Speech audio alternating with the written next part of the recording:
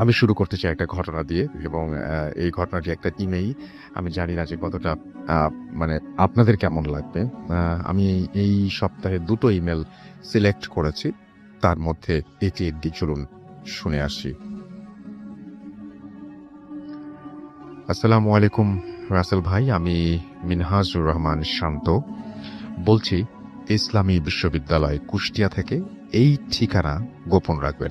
আপনি আগে বলে দিয়েছেন, পরে বলছেন ঠিকানা গোপন রাখবেন। আগে বলতে হবে ঠিকানা গোপন রাখবেন। আচ্ছা, আমার দেশের বাড়ি বগুড়া জেলার। আচ্ছা, এটা মনে হয় গোপন রাখতে বলেছেন উনি। আচ্ছা, নাম বলব না। আমি জানি আপনি ভালো মানুষ, ভালোর দলে, তাই বলা দরকার নাই কেমন আছেন নিশ্চিত হয়েই বললাম আপনি ভালো আছেন। খুব ইচ্ছা ছিল স্টুডিওতে যেয়ে ঘটনা বলার, কিন্তু সময়ের অভাবে হলো না। একটা ঘটনা পাঠালাম, ভালো লাগলে পড়ে শোনাবেন। যাই হোক, ২০১৩ সাল থেকে আমি ভূত এফএম নিয়মিত শ্রোতা। তবে আমার পাঠানো এটা প্রথম ঘটনা। জানি না কতটা ভয়ঙ্কর, তবে তিনি আশা করছেন যে ঘটনাটি অসাধারণ হয়ে উঠবে। ভালো লাগলে পড়ে শোনাতে বলছেন। ইমেলটা যদিও একটু বড়, কিন্তু খুব রহস্যময়, যার উত্তর আমি আজও খুঁজে বেড়াই। যাই হোক, সরাসরি আমি আমার ঘটনার দিকে চলে যাচ্ছি। আমার এই ঘটনাটা একটা ট্রেনের ইঞ্জিনকে নিয়ে। আমার এই ঘটনাটা আমার দুলাভাইয়ের কাছ থেকে শোনা। বলে রাখা ভালো, আমার দুলাভাই একজন ট্রেন চালক। রেলের ভাষায় যাকে বলে লোকমাস্টার। ওকে, আই ডিডন্ট নো দ্যাট। দুলাভাই যেভাবে বলেছেন আমি ঠিক সেইভাবেই বলছি। দিন তারিখ ঠিক মনে নেই। ২০১৭ সালের মার্চ মাসের কোনো একদিন আমি ট্রেন নিয়ে যশোরের কোনো একটা জায়গায় সীমান্ত এক্সপ্রেস ট্রেনকে ক্রসিং এর জন্য অপেক্ষা করছিলাম। এই সময় ট্রেনের ইঞ্জিন হঠাৎ করে সাউন্ড করে এবং বেড়েই চলছিল সেই সাউন্ডটা, এবং আমি ভাবলাম যে ভ্যাকুয়াম হয়তো মনের ভুলে বন্ধ করিনি, কিন্তু পরে দেখলাম যে না, সবকিছু ঠিকই আছে। তাহলে হঠাৎ করে আরপিএম বেড়ে যাওয়ার কারণ কি বুঝতে পারলাম না, তবে বিষয়টা সহজভাবে নিলাম। তখন আমার মনে প্যারানরমাল কোনো কিছু আসেনি। একটু পর আস্তে আস্তে সব ঠিক হয়ে গেল। আমি আসল ঘটনা ঘটল এরপর। কোটচাঁদপুর নামক একটা স্থানে একটু পরে যেই অনেক দূর থেকে ট্রেনের হেডলাইটের আলোয় দেখলাম একটা সাদা কাফনের কাপড় পরা মহিলা, এবং তার অবয়ব, তার মুখ বিভৎস ও কালো, চুল এত লম্বা যে একটা পুকুরের ভেতরের দিকে নেমে গেছে। অবয়বটি বারবার ট্রেনের সামনে আসতে আসতে হঠাৎ মিলিয়ে যাচ্ছিল। আমি ভাবলাম হয়তো সারা রাত ডিউটি করতে হয়, তাই হয়তো হ্যালুসিনেশন হচ্ছে। আমার সাথে আরেকজন ট্রেনের ড্রাইভার থাকে। আমি তাকে বললাম যে ভাই, আপনি একটু সামনের দিকে গিয়ে দেখবেন, আমি চোখ মুখটা ধুয়ে নিই। বলে আমি সাথে থাকা বোতল দিয়ে চোখ মুখটা ধুয়ে নিলাম আর অজু করে নিলাম, যেহেতু একটু পর নামাজ পড়তে হবে। সহকারী লোকমাস্টারটা বলছে, ভাই একটা জিনিস লক্ষ্য করেন যে ট্রেনের গতিবেগ ২৮ থেকে ৩০, কিন্তু আমরা রাস্তার সামনে যাচ্ছি না। সত্যি তো, দেখলাম আমরা যেখানে ছিলাম সেখানেই আছি। পাশে একটা বট গাছ আছে, আমরা সেখানেই আছি। আমি ভালো করে দেখলাম যে ট্রেন চলছে না। ট্রেন যে চলছে তার প্রমাণ জানালার পাশ দিয়ে হাত দিলেই হাত ভেঙে যাওয়ার উপক্রম হয়ে যায়। কিন্তু হাতে রাস্তা, কিন্তু তাহলে রাস্তার সামনে যাচ্ছে না কেন? অর্থাৎ ট্রেন চলছে, কিন্তু আমরা সামনে যাচ্ছি না। এবং জানালাতে যখন হাত বাইরে দেওয়া হচ্ছে তখন বোঝা যাচ্ছে যে ট্রেন চলছে, কিন্তু সেই একই দৃশ্যপট। আমি দোয়া কালাম পড়ে শরীর বন্ধ করে আবার সামনে দেখলাম যে আস্তে আস্তে আমরা সামনের দিকে এগিয়ে যাচ্ছি। কিছু দূর যাবার পর আবার সেই অবয়বটা, কিন্তু সে হাঁটছে আর সামনের দিকে আসছে, আর সামনে এসেই যেন ট্রেনের ভেতর মিলিয়ে যাচ্ছে। কি বিভৎসতার মুখ, দেখলেই গা শিউরে ওঠে। তবু আমি পাত্তা না দিয়ে নিজেকে বোঝালাম যে আমার সব দেখলে চলবে না। আমার কিছু হলে এই ট্রেনকে কে নিয়ে যাবে গন্তব্যে? তাই অনেক ভেবে নিজেকে বোঝালাম, কিন্তু শীতের রাতেও আমি ঘেমে একাকার। গেঞ্জি ভিজে গিয়েছে, গা দিয়ে ঘাম ঝরছে, বুঝতে পারছি না কি হচ্ছে আমার সাথে। পাশের ড্রাইভারটা ভয়ে চুপ করে মাথা নিচে নামিয়ে দোয়া পড়ছে। আমরা দুজনেই যেন অসহায় তখন। তবু আমি সাহস করে এক বোতল পানি খেয়ে দোয়া দুরুদ পড়ে সামনে তাকিয়ে সিগন্যালের দিকে তাকিয়েছিলাম। দেখলাম সিগন্যাল কেবিনের পাখায় সেই অবয়বটা বসে আছে এবং আমার দিকে কি বীভৎস একটা হাসি দিয়ে তাকিয়ে আছে। আর কে যেন আমার কানে কানে ফিস ফিস করে বলছে, চেন থামা, না হলে আমি থামিয়ে দিত। কিন্তু আমি ৭-৫ না ভেবে আয়াতুল কুরসি পড়তে শুরু করলাম, আর সেই অবয়বটা অদৃশ্য হয়ে গেল। কিছুক্ষণ পর হঠাৎ দেখি রাগান্বিত লাল চোখে সে আমার দিকে তাকিয়ে আছে, সামনে এগিয়ে আসছে আর বীভৎস হাসি দিচ্ছে। হঠাৎ মনে হলো ট্রেনের সামনের ইঞ্জিনে কে যেন কি দিয়ে একটা ধাক্কা দিল, আর ইঞ্জিনের হোস পাইপ থেকে একটা অংশ ফেটে উধাও হয়ে গেল। ইঞ্জিন হঠাৎ বন্ধ হয়ে গেল। ঠিক একটু পর ইমার্জেন্সি ব্রেক করতে হলো। তখন যাত্রীদের ভেতরে হইচই পড়ে গেল যে ট্রেন অ্যাক্সিডেন্ট করেছে। আমি নেমে পাইপ জোড়া দিয়ে আবার ৪০ মিনিটের মতো সময় পার করে ইঞ্জিন স্টার্ট দিলাম। তারপর এক সময় খুলনা গিয়ে পৌঁছালাম কোনো বাধা ছাড়াই। কিন্তু ইঞ্জিনের ভেতর বসে ভাবছিলাম, কি হলো আজ এটা আমার সাথে। অবাক করা বিষয় হলো, আমি স্পষ্ট দেখলাম মহিলা অবয়বটি ট্রেনের সামনে ধাক্কা খেল, ইঞ্জিনের সামনে চাকার ভেতর দিকে গেল, আর তার ধাক্কায় পাইপ ফেটে গেল। আর আমি সেই পাইপ জোড়া দিয়ে আবার ইঞ্জিন চালু করে ট্রেনকে সামনে পেছনে আনলাম। কিন্তু সেই মহিলা কোথায়, যার সঙ্গে ধাক্কা লেগে ইঞ্জিনের পাইপ ফেটে গেল? সেই মহিলার অবয়বটি কোথায় গেল? মাথার মধ্যে শুধু এটাই ঘুরপাক খাচ্ছিল। লাইট ধরে পুরো ইঞ্জিনের চারপাশে দেখলাম, না, কোথাও কিছু নেই। তাহলে আমার প্রশ্ন যে, কার সাথে ধাক্কা লাগলো আর এত শক্ত লোহার পাইপ কিভাবে ফেটে গেল? আবার কে আমাদের ট্রেন থামাতে বলল? আমি কাকে দেখলাম? সব প্রশ্ন আজও আমার মাথায় ঘুরপাক খায়, কিন্তু আমি আজও কোনো সঠিক উত্তর পাইনি। আপনাদের কাছে থাকলে জানাবেন। গুছিয়ে লিখতে না পারায় ক্ষমা চাচ্ছি। অনেক ধৈর্য ধরে পড়ার জন্য অনেক ধন্যবাদ। ভালো থাকবেন, ভালো রাখবেন সবাইকে। ভূত এফএমের সাথে থেকে অনেক মজার সময়, অনেক মজার ভয় উপহার দিবেন। আমার কাছে ট্রেনের আরেকটা ঘটনা আছে, চাইলে লিখে পাঠাবো। আসসালামু আলাইকুম। Thank you so much. ওয়ালাইকুম সালাম। এবং আশা করছি যে আপনার পরবর্তী ঘটনাটা আমরা খুব দ্রুতই পেয়ে যাব এবং সেটা আমরা আমাদের যারা লিসেনার আছে তাদেরকে আমরা শোনাতে পারবো। তো যাই হোক, আমরা এখন চলে যাব আমাদের প্রথম অতিথির কাছে এবং তার ঘটনা শুনবো। আপনার নামটা প্লিজ একটু বলবেন, কোথা থেকে এসেছেন, তারপরে আপনার ঘটনা, এবং আপনি চাইলে আপনার নাম, কোথা থেকে এসেছেন সেটা নাও বলতে পারেন, সরাসরি আপনার ঘটনাতে যেতে পারি। And thanks for coming. And আশা করছি যে আমি আপনার ঘটনাটা অফ এয়ারে শুনেছি, অ্যান্ড ইটস ফ্যান্টাস্টিক, এবং আশা করছি যারা শুনছেন তাদেরও ভাল লাগবে। চলুন শুনে আসি আপনার ঘটনা। হ্যালো রাসেল ভাই, হ্যালো লিসনার্স। আমি নাফিজা, আমি ধানমন্ডি থেকে এসেছি। স্টোরিটা আসলে স্কেরি না ঠিক, but I think it's bit of paranormal তো হবে। আমি ঠিক আসলে আনসারটা জানি না, তো আমি যেরকমভাবে ইনসিডেন্টগুলো ঘটেছে সেরকমভাবে বলার চেষ্টা করছি। আমি 2015-এ ধানমন্ডিতে খুব একটা জনপ্রিয় এলাকাতে মুভ ইন করি আমার ছেলের সাথে। তো অ্যাপার্টমেন্টটা যেটাতে আমরা মুভ ইন করি সেটা বেশ পুরানো একটা বিল্ডিং, 15-20 বছর তো হবেই মিনিমাম।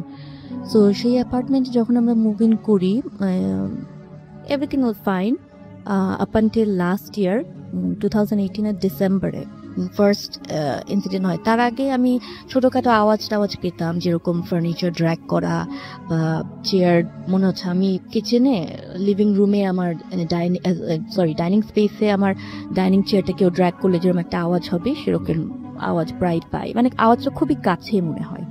আবার এত রাতে হয় যে ওই আওয়াজগুলো এত রাতে কেউ নিশ্চয়ই ভারী কিছু মুভ করবে না। তো যাই হোক, আই ইগনোরড। বাট লাস্ট ডিসেম্বরে যেটা হলো সেটা হচ্ছে যে আমার ছেলের ঘরের খাটটা আমি বিক্রি করার জন্য খাটের ফ্রেমটা যাতে আলাদা করে ফোমটা আমি মাটিতে রেখেছিলাম, এবং ফোমের উপরেই আমরা কিছুদিন শুই, মানে ও কিছুদিন শোয়। সো এক রাতের কথা, আমি ওকে ঘুম পাড়াচ্ছি এবং লাইক ইউ হ্যাভ সিন, আমি দুই কানেই তিনটা গোল্ডের রিং পরি, খুব পাতলা চিকন রিং, বাট এটা পুশালা রিং না, এটা জাস্ট মানে চাপ দেওয়া আর কি। সো ওকে ঘুম পাড়ানোর সময় একটা বাম কানের মিডল রিংটা হঠাৎ করে আমার হাতে খুলে আসে। হয়তো ঠিক আছে, খুলে এসছে, আমি ওকে ঘুম পাড়িয়ে আমি পরে পড়ে নেব। সো ওইটা চিন্তা করে আমি আমার পাশে মাটিতে গল্পের বই ছিল তার উপর রেখে আমি ওকে ঘুম পাড়ালাম। তারপরে আই ওয়াজ ভেরি টায়ার্ড, আমি কমপ্লিটলি ওটার কথা ভুলে যাই, এবং ভুলে যাই আমার 3-4 দিন পরে, ইনফ্যাক্ট আরো বেশি পরে, হঠাৎ করে একদিন মনে পড়ে, আল্লাহ, আমার কানের দুলটা তো ওইখানে রেখেছিলাম।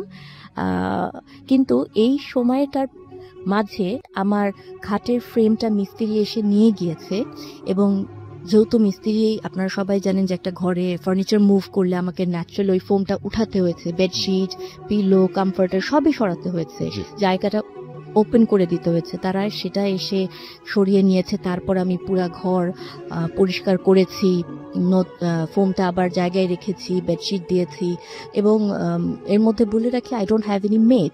সো এমন না যে দুইটা মেডটা চুরি করবে, বা আমি ভাবলাম যে, হঠাৎ করে যখন মনে পড়লো, আমি তাও দৌড়ে গিয়ে দেখলাম রুমটাতে যে আছে কিনা কোথাও।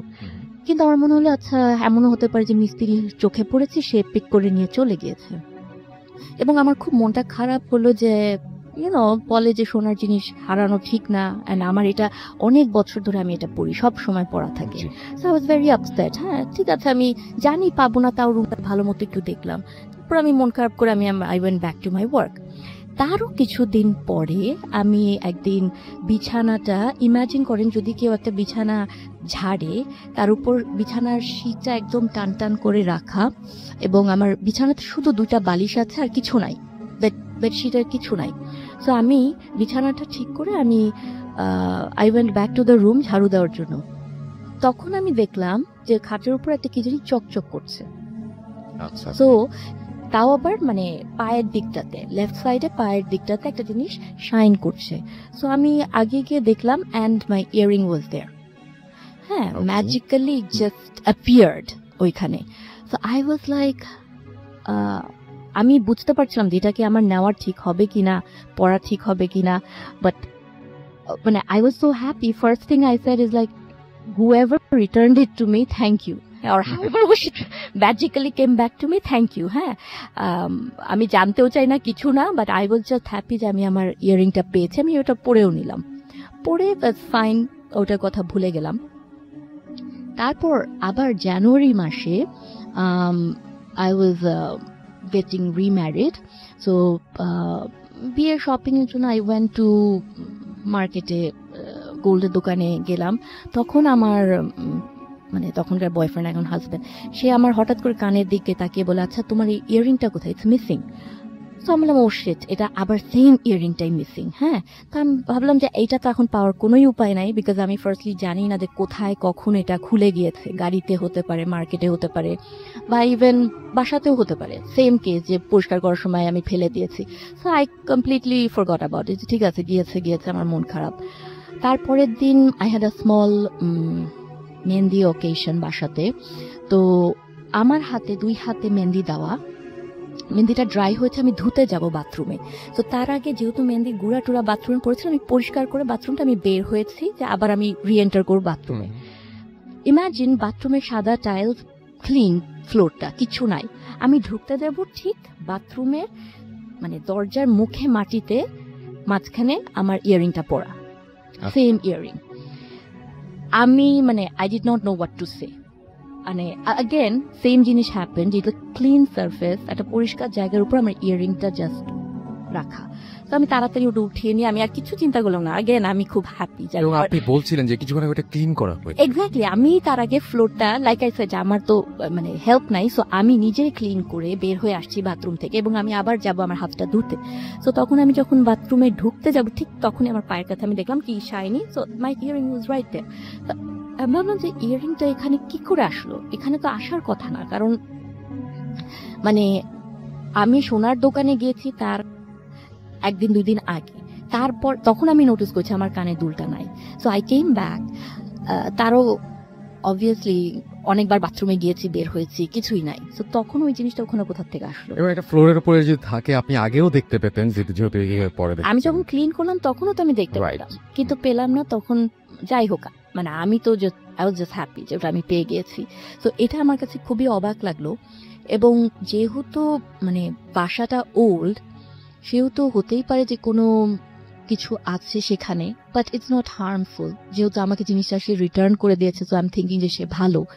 এবং আমি বাসায় ঢোকার আগে মানে মুভ ইন করার আগে আমি বাসাটা বাঁধিয়ে নিয়েছিলাম একজন হুজুরকে দেখে, জি। বিকজ তখন আমি আমার ছেলেকে নিয়ে একা থাকবো দেখে। প্লাস আমি কোরআন শরীফও রেখে দিয়েছিলাম বেশ কিছুদিন আগে মুভ ইন করার। প্লাস আমি যেটা শুনেছিলাম যে নতুন কোনো জায়গাতে মুভ ইন করার আগে ইফ ইউ লিভ একটা পানির বোতল যদি আপনি খুব ইন্টারেস্টিং হ্যাঁ, এটা। হ্যাঁ, একটা পানির বোতলে পানি ভরে, সে মামের একটা বোতলে যদি পানি ভরে বোতলটা সিল করে আপনি রেখে দেন কোন একটা জায়গাতে, কয়েকদিন পরে এসে ওই পানিটা চেক করতে পারেন। ওই পানিটা যদি আপনার বাসাতে কোনো ব্যাড এন্টিটি থাকে, মানে খারাপ স্পিরিট বা ব্যাড এনার্জি, বেসিক্যালি ওই পানির লেভেলটা অটোমেটিক্যালি কমে যাওয়ার কথা। এটা আমি শুনেছি। সো আমি ভাবলাম যে why not try it. So আমি ওই বাসাটাতে মুভ ইন করার আগে প্রায় সপ্তাহখানেক ওরকম রেখে দিয়েছিলাম পানির বোতলটা, বাট এসে দেখলাম যে না, ওটা কিছু হয় না, ওই রকমই আছে। সো দেন আই রিয়েলাইজ না, ঠিক আছে, ওরকম খারাপ কিছু না। আপনার ছেলের সাথেও একটা ঘটনা হ্যাঁ। ঘটেছিল আপনি বলছিলেন। হেলের সাথে ঘটেছে, সেটা হচ্ছে যে ওটা একদম রিসেন্ট, ইনফ্যাক্ট লাস্ট উইকেই।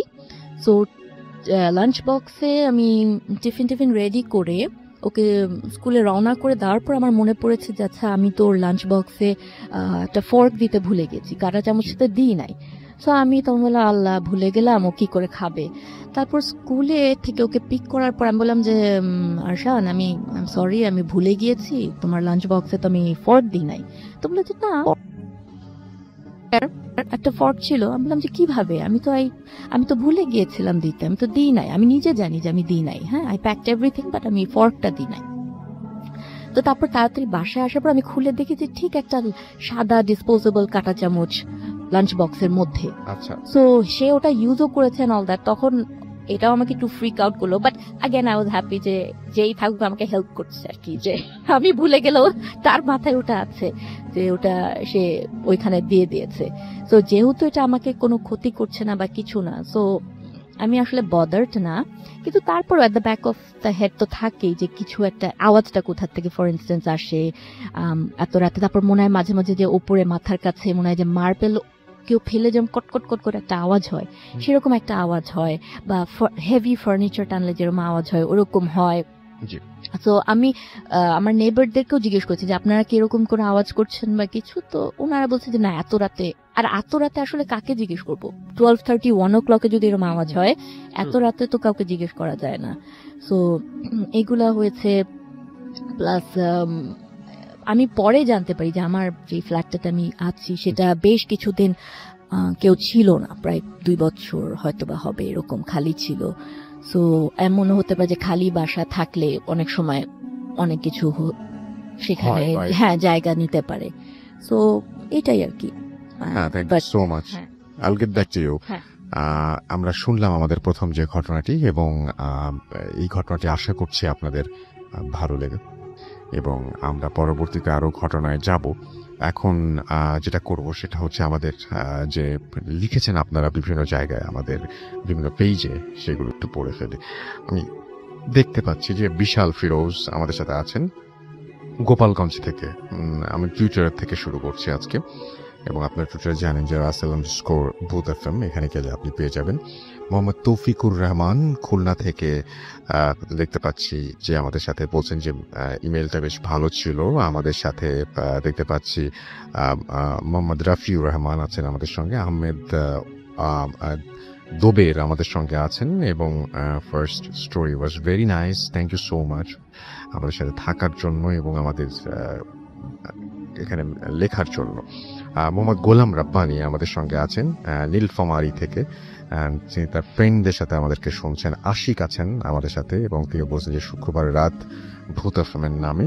তারিক ইসলাম আমাদের সঙ্গে আছেন, তিনি আছেন নাটোর থেকে। আমাদের সঙ্গে আছেন দেখতে পাচ্ছি চট্টগ্রাম সাতকানিয়া থেকে শুনছেন এম সাইদ, আমাদের সঙ্গে আছেন এমডি আইফুর রহমান, আমাদের সঙ্গে আছেন দেখতে পাচ্ছি এছাড়াও নিয়াত হাওলাদার এবং তিনি ঢাকা থেকে শুনছেন। আমাদের সঙ্গে আছেন দেখতে পাচ্ছি এছাড়াও ইশতিয়াক আহমেদ অপু, তিনি নোয়াখালী থেকে শুনছেন।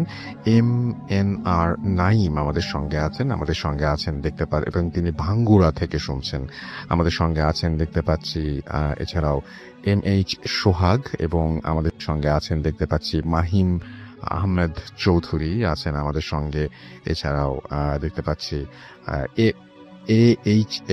ওমর ফারুক, এবং অনেক ধন্যবাদ, সুন্দর ঘটনা সেটা তিনি লিখেছেন, থ্যাংক ইউ সো মাচ। আমাদের সঙ্গে আছেন দেখতে পাচ্ছি এছাড়াও আরো অনেকেই এই মুহূর্তে দেখতে পাচ্ছি। সাগর আছেন আমাদের সঙ্গে, এবং আমাদের সঙ্গে আছেন দেখতে পাচ্ছি এছাড়াও আচ্ছা নাম নেই, শুধুমাত্র ফোন নাম্বার দেওয়া। আমাদের সঙ্গে আছেন এনজি মেহেদি হাসান রোমান, আছেন আমাদের সঙ্গে সঞ্জিদা রহমান নিশি, এবং আমাদের সঙ্গে আছেন এছাড়াও দেখতে পাচ্ছি আবু নোমান ফয়সাল, আছেন তারেক ইসলাম আমাদের সঙ্গে, এছাড়াও আমাদের সঙ্গে আছেন তাহমিনা আফরিন তুলি সহ আরো অনেকে। এছাড়াও এমডি আরিফুজ্জামান আমাদের সঙ্গে আছেন রংপুর থেকে। আমাদের সঙ্গে আছেন দেখতে পাচ্ছি মোহাম্মদ রাফিউর রহমান সহ আরো অনেকে। থ্যাংক ইউ সো মাচ যারা আমাদের সঙ্গে আছেন। আমাদের যে রেডিও ফুর্তি যে পেজটা, রেডিও ফুর্তির পেজেও আপনারা আছেন, এবং আমাদের ভূত এফএমের যে পেজটা, সেখানেও আমি দেখতে পাচ্ছি অনেকে লিখছেন আমাকে, এবং আমি দেখতে পাচ্ছি অরূপ দাস আছেন সাতকানিয়া মাগুরা থেকে। আমাদের সঙ্গে আছেন আর এইচ শিশির, তিনি আছেন এবং তিনি লিখেন আই লাভ ভূত এফএম। আমাদের সঙ্গে আছেন তাইফুল ইসলাম তাইব কক্সবাজার থেকে শুনছেন। এমডি মারুফ আলী আমাদের সঙ্গে আছেন। এমডি মাহফুজুর রহমান তানভি আমাদের সঙ্গে আছেন। আমাদের সঙ্গে আছেন তুহিন তুষার, নূর আলম আবির আমাদের সঙ্গে আছেন। আমাদের সঙ্গে আছেন রানা শেখ, এছাড়াও এমডি মেহেদি হাসান সজল আমাদের সঙ্গে আছেন। দিন মোহাম্মদ বর্ণ আছেন আমাদের সঙ্গে। এম আই মুন্না আমাদের সঙ্গে আছেন। সারফান আহমেদ নিশাদ আমাদের সঙ্গে আছেন। আমাদের সঙ্গে আছেন দেখতে পাচ্ছি এছাড়াও দেখতে পাচ্ছি রানা শেখ আছেন। আশিকুর রহমান আশিক আমাদের সঙ্গে আছেন। Tausif Hasan Shuvro, I love Bhoot FM very much, thank you so much. Sadia Nowrin আমাদের সঙ্গে আছেন এবং তিনি ভূত এফএম শোনেন, this is the only show যেটা তিনি রেগুলার শোনেন, thank you so much. Tasha Tabassum Riya আমাদের সঙ্গে আছেন। আমাদের সঙ্গে আছেন দেখতে পাচ্ছি আবদুল্লাহ ফারুক আছেন। সাবিলা অরিন আমাদের সঙ্গে আছেন। অপসরি পিয়া, এছাড়াও তোফাজ্জল হোসেন আমাদের সঙ্গে আছেন। এমডি মারুফ আলী আমাদের সঙ্গে আছেন। আরও অনেকেই এই মুহূর্তে দেখতে পাচ্ছি আমাদের সঙ্গে আছেন। থ্যাংক ইউ ভেরি মাচ আমাদের সঙ্গে থাকার জন্য, এবং আশা করছি বাকিটা সময় আমাদের সঙ্গে থাকবেন। আমাদের ইমেল অ্যাড্রেস হচ্ছে bhutfm@radiofurti.fm, which is BHWTFM@radioforti.fm। আপনার নাম, ঠিকানা এবং ফোন নাম্বার সহ আপনার জীবনে ঘটে যাওয়া বা আপনার জানা সেরা ঘটনা লিখে পাঠিয়ে দিন আমাদের কাছে। ঘটনার শুরুতে অবশ্যই উল্লেখ করুন ঘটনাটা আপনি স্টুডিওতে এসে শেয়ার করতে চান নাকি আপনি চান আপনার ঘটনা আমরা পড়ে শোনাই। যারা দেশের বাইরে রয়েছেন তারা সরাসরি অডিও ক্লিপ পাঠাতে পারেন বা লিখেও পাঠাতে পারেন আমাদের কাছে ঘটনাটি। আমাদের যে ফুর্তির যে ফ্যান পেজ রয়েছে সেখানে সানা হাসিন তাকওয়া আমাদের সঙ্গে আছেন। এস এম মামুন রেজা আমাদের সঙ্গে আছেন। পারভেজ তামিম আমাদের সঙ্গে আছেন। তশরিফ রাজ রাহাত আমাদের সঙ্গে আছেন। নুসরাত মিম আমাদের সঙ্গে আছেন। এমডি সাজ্জাদ আমাদের সঙ্গে আছেন। এছাড়াও দেখতে পাচ্ছি তুহিন তুষার, এছাড়াও শিকদার সুপ্রিয় আমাদের সঙ্গে আছেন। সঞ্জিদা সুমি আমাদের সঙ্গে আছেন দেখতে পাচ্ছি। এছাড়াও সুমন দাস আমাদের সঙ্গে আছেন দেখতে পাচ্ছি। তানহা তাবাসসুম রিয়া আমাদের সঙ্গে আছেন দেখতে পাচ্ছি। ফাহিম আহমেদ অমিও, আকিব আমাদের সঙ্গে আছেন নাবিল ইসরাত আমাদের সঙ্গে আছেন। রাতুল মাহবুব সহ আরো অনেকে। থ্যাংক ইউ সো মাচ যারা আমাদের সঙ্গে আছেন, এবং আশা করছি যে আপনারা সব সময় ভালো আছেন এবং ভালোর দলই আছেন। আমি এখন যেটা করব, আমাদের সেকেন্ড যে অতিথি আছেন তার কাছে যাবো এবং তার কাছ থেকে একটা ঘটনা শুনে আসবো। শুরুতেই বলবেন আপনার নাম, কোথা থেকে এসেছেন, তারপর আপনার ঘটনায় যাবো। Okay, thank you so much Rasel ভাইয়া। আমি রায়ান রশিদ, এসেছি বাংলা মোটর থেকে। বর্তমানে আমি পড়ছি BF শাহিন কলেজে। অ্যান্ড আমার যে স্টোরিটা, ফার্স্টে আমি স্টোরিটা স্টার্ট করতে যাচ্ছি আমার হুজুরের কাছ থেকে শোনা স্টোরিটা। আমার হুজুর হলেন মৌলানা মিজানুর রহমান আজহারি এবং ওনার ছোট ভাই হচ্ছেন ফয়েজুর রহমান। ওনার সাথে অ্যাকচুয়ালি স্টোরিটা হয়। হুজুর যখন স্টুডেন্ট ছিলেন তখন উনি সম্ভবত ময়মনসিংহের একটা মাদ্রাসাতে পড়তেন। তখন হচ্ছে রাত তখন 10টা বাজে। তখন রাত 10টা যখন বাজে ওনার হঠাৎ করে ওয়াশরুমে যাওয়ার দরকার পড়ে। তো উনি ওনার নিচের তলায়, উনি থাকতেন নিচের তলায়, তো নিচের তলায় হচ্ছে যেসব ওয়াশরুমগুলো ছিল হঠাৎ করে দেখেন যে সেগুলো তালাবদ্ধ। উনি বেশ অবাক হন যে আমাদের জন্য তো সবসময় ওয়াশরুমগুলো উন্মুক্ত করা ছিল, বাট হঠাৎ তালাবদ্ধ করার রিজনটা মানে উনি খুঁজে পান না। বাট উনি চিন্তা করেন তাহলে যেহেতু নিচের তলায় তালাবদ্ধ তাহলে আমরা দোতলায় যাই। তো উনি দোতলায় যখন যাচ্ছিলেন সেই রাত্রেবেলা হঠাৎ করে দেখেন একজন লাইক স্বাভাবিক একজন মানুষই, হয়তো বা সে সেই মাদ্রাসারই ছিল, কালো টুপি পরা, কালো পাঞ্জাবি, মানে উপর থেকে নিচ পর্যন্ত ভাইয়া পুরাটাই কালো। ওনার পুরা লেবাসটা যা ছিল পুরাটাই কালো ছিল। তো উনি দেখে মানে বেশ কি বলবো একটা অথবা এরকম হতভম্ব হয়ে যান। তো ওই কালো উনি আবার জিজ্ঞেস করেন যে তুই কোথায় যাচ্ছিস? তো হুজুর তখন বলেন যে আমি ওয়াশরুমে যাচ্ছি এরকম। তখন বলে আচ্ছা ঠিক আছে যা।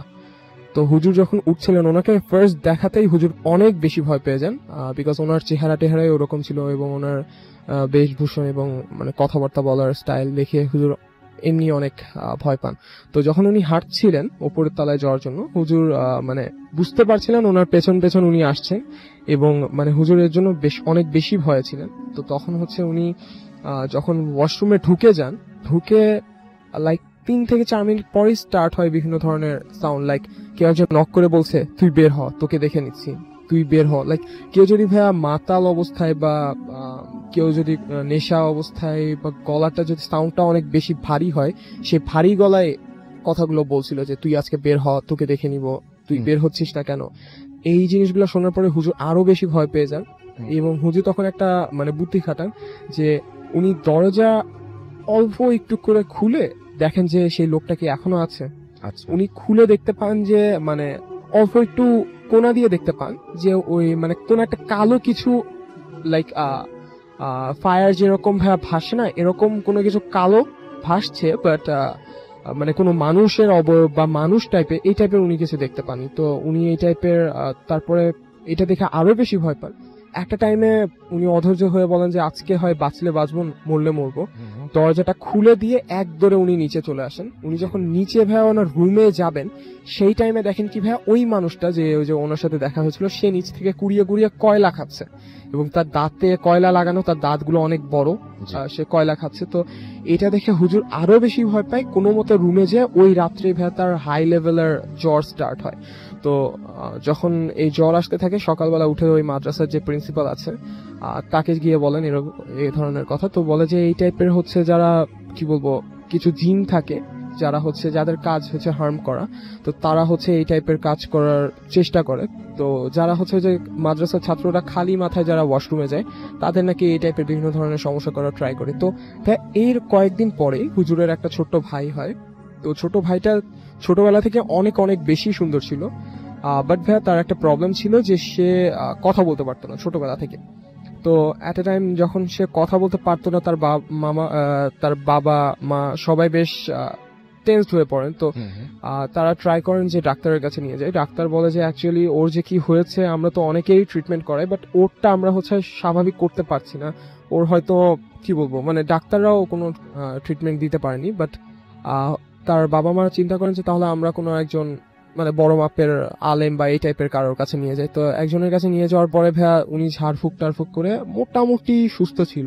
আচ্ছা, তো উনি মানে প্রপারলি কথা বলতে পারতেন না, বাট আমতা আমতা করে যতদূর বলা সম্ভব ছিল। তো এক সময় হচ্ছে তখন বেশ ছোট, সে পুকুরের ধারে বসে মাছ ধরছিল। তো সন্ধ্যার দিকে, সন্ধ্যা তখন প্রায় সূর্য নেমে এসছে, তখন হচ্ছে হঠাৎ করে উনি ওনার মায়ের কাছে যান, মানে হুজুরের ছোট ভাই যিনি, দৌড়ে মায়ের কাছে যেয়ে বলেন মা মা দেখো ওই যে ওই একটা ছোট্ট বাচ্চা না ওনা আমাকে ডাকছে।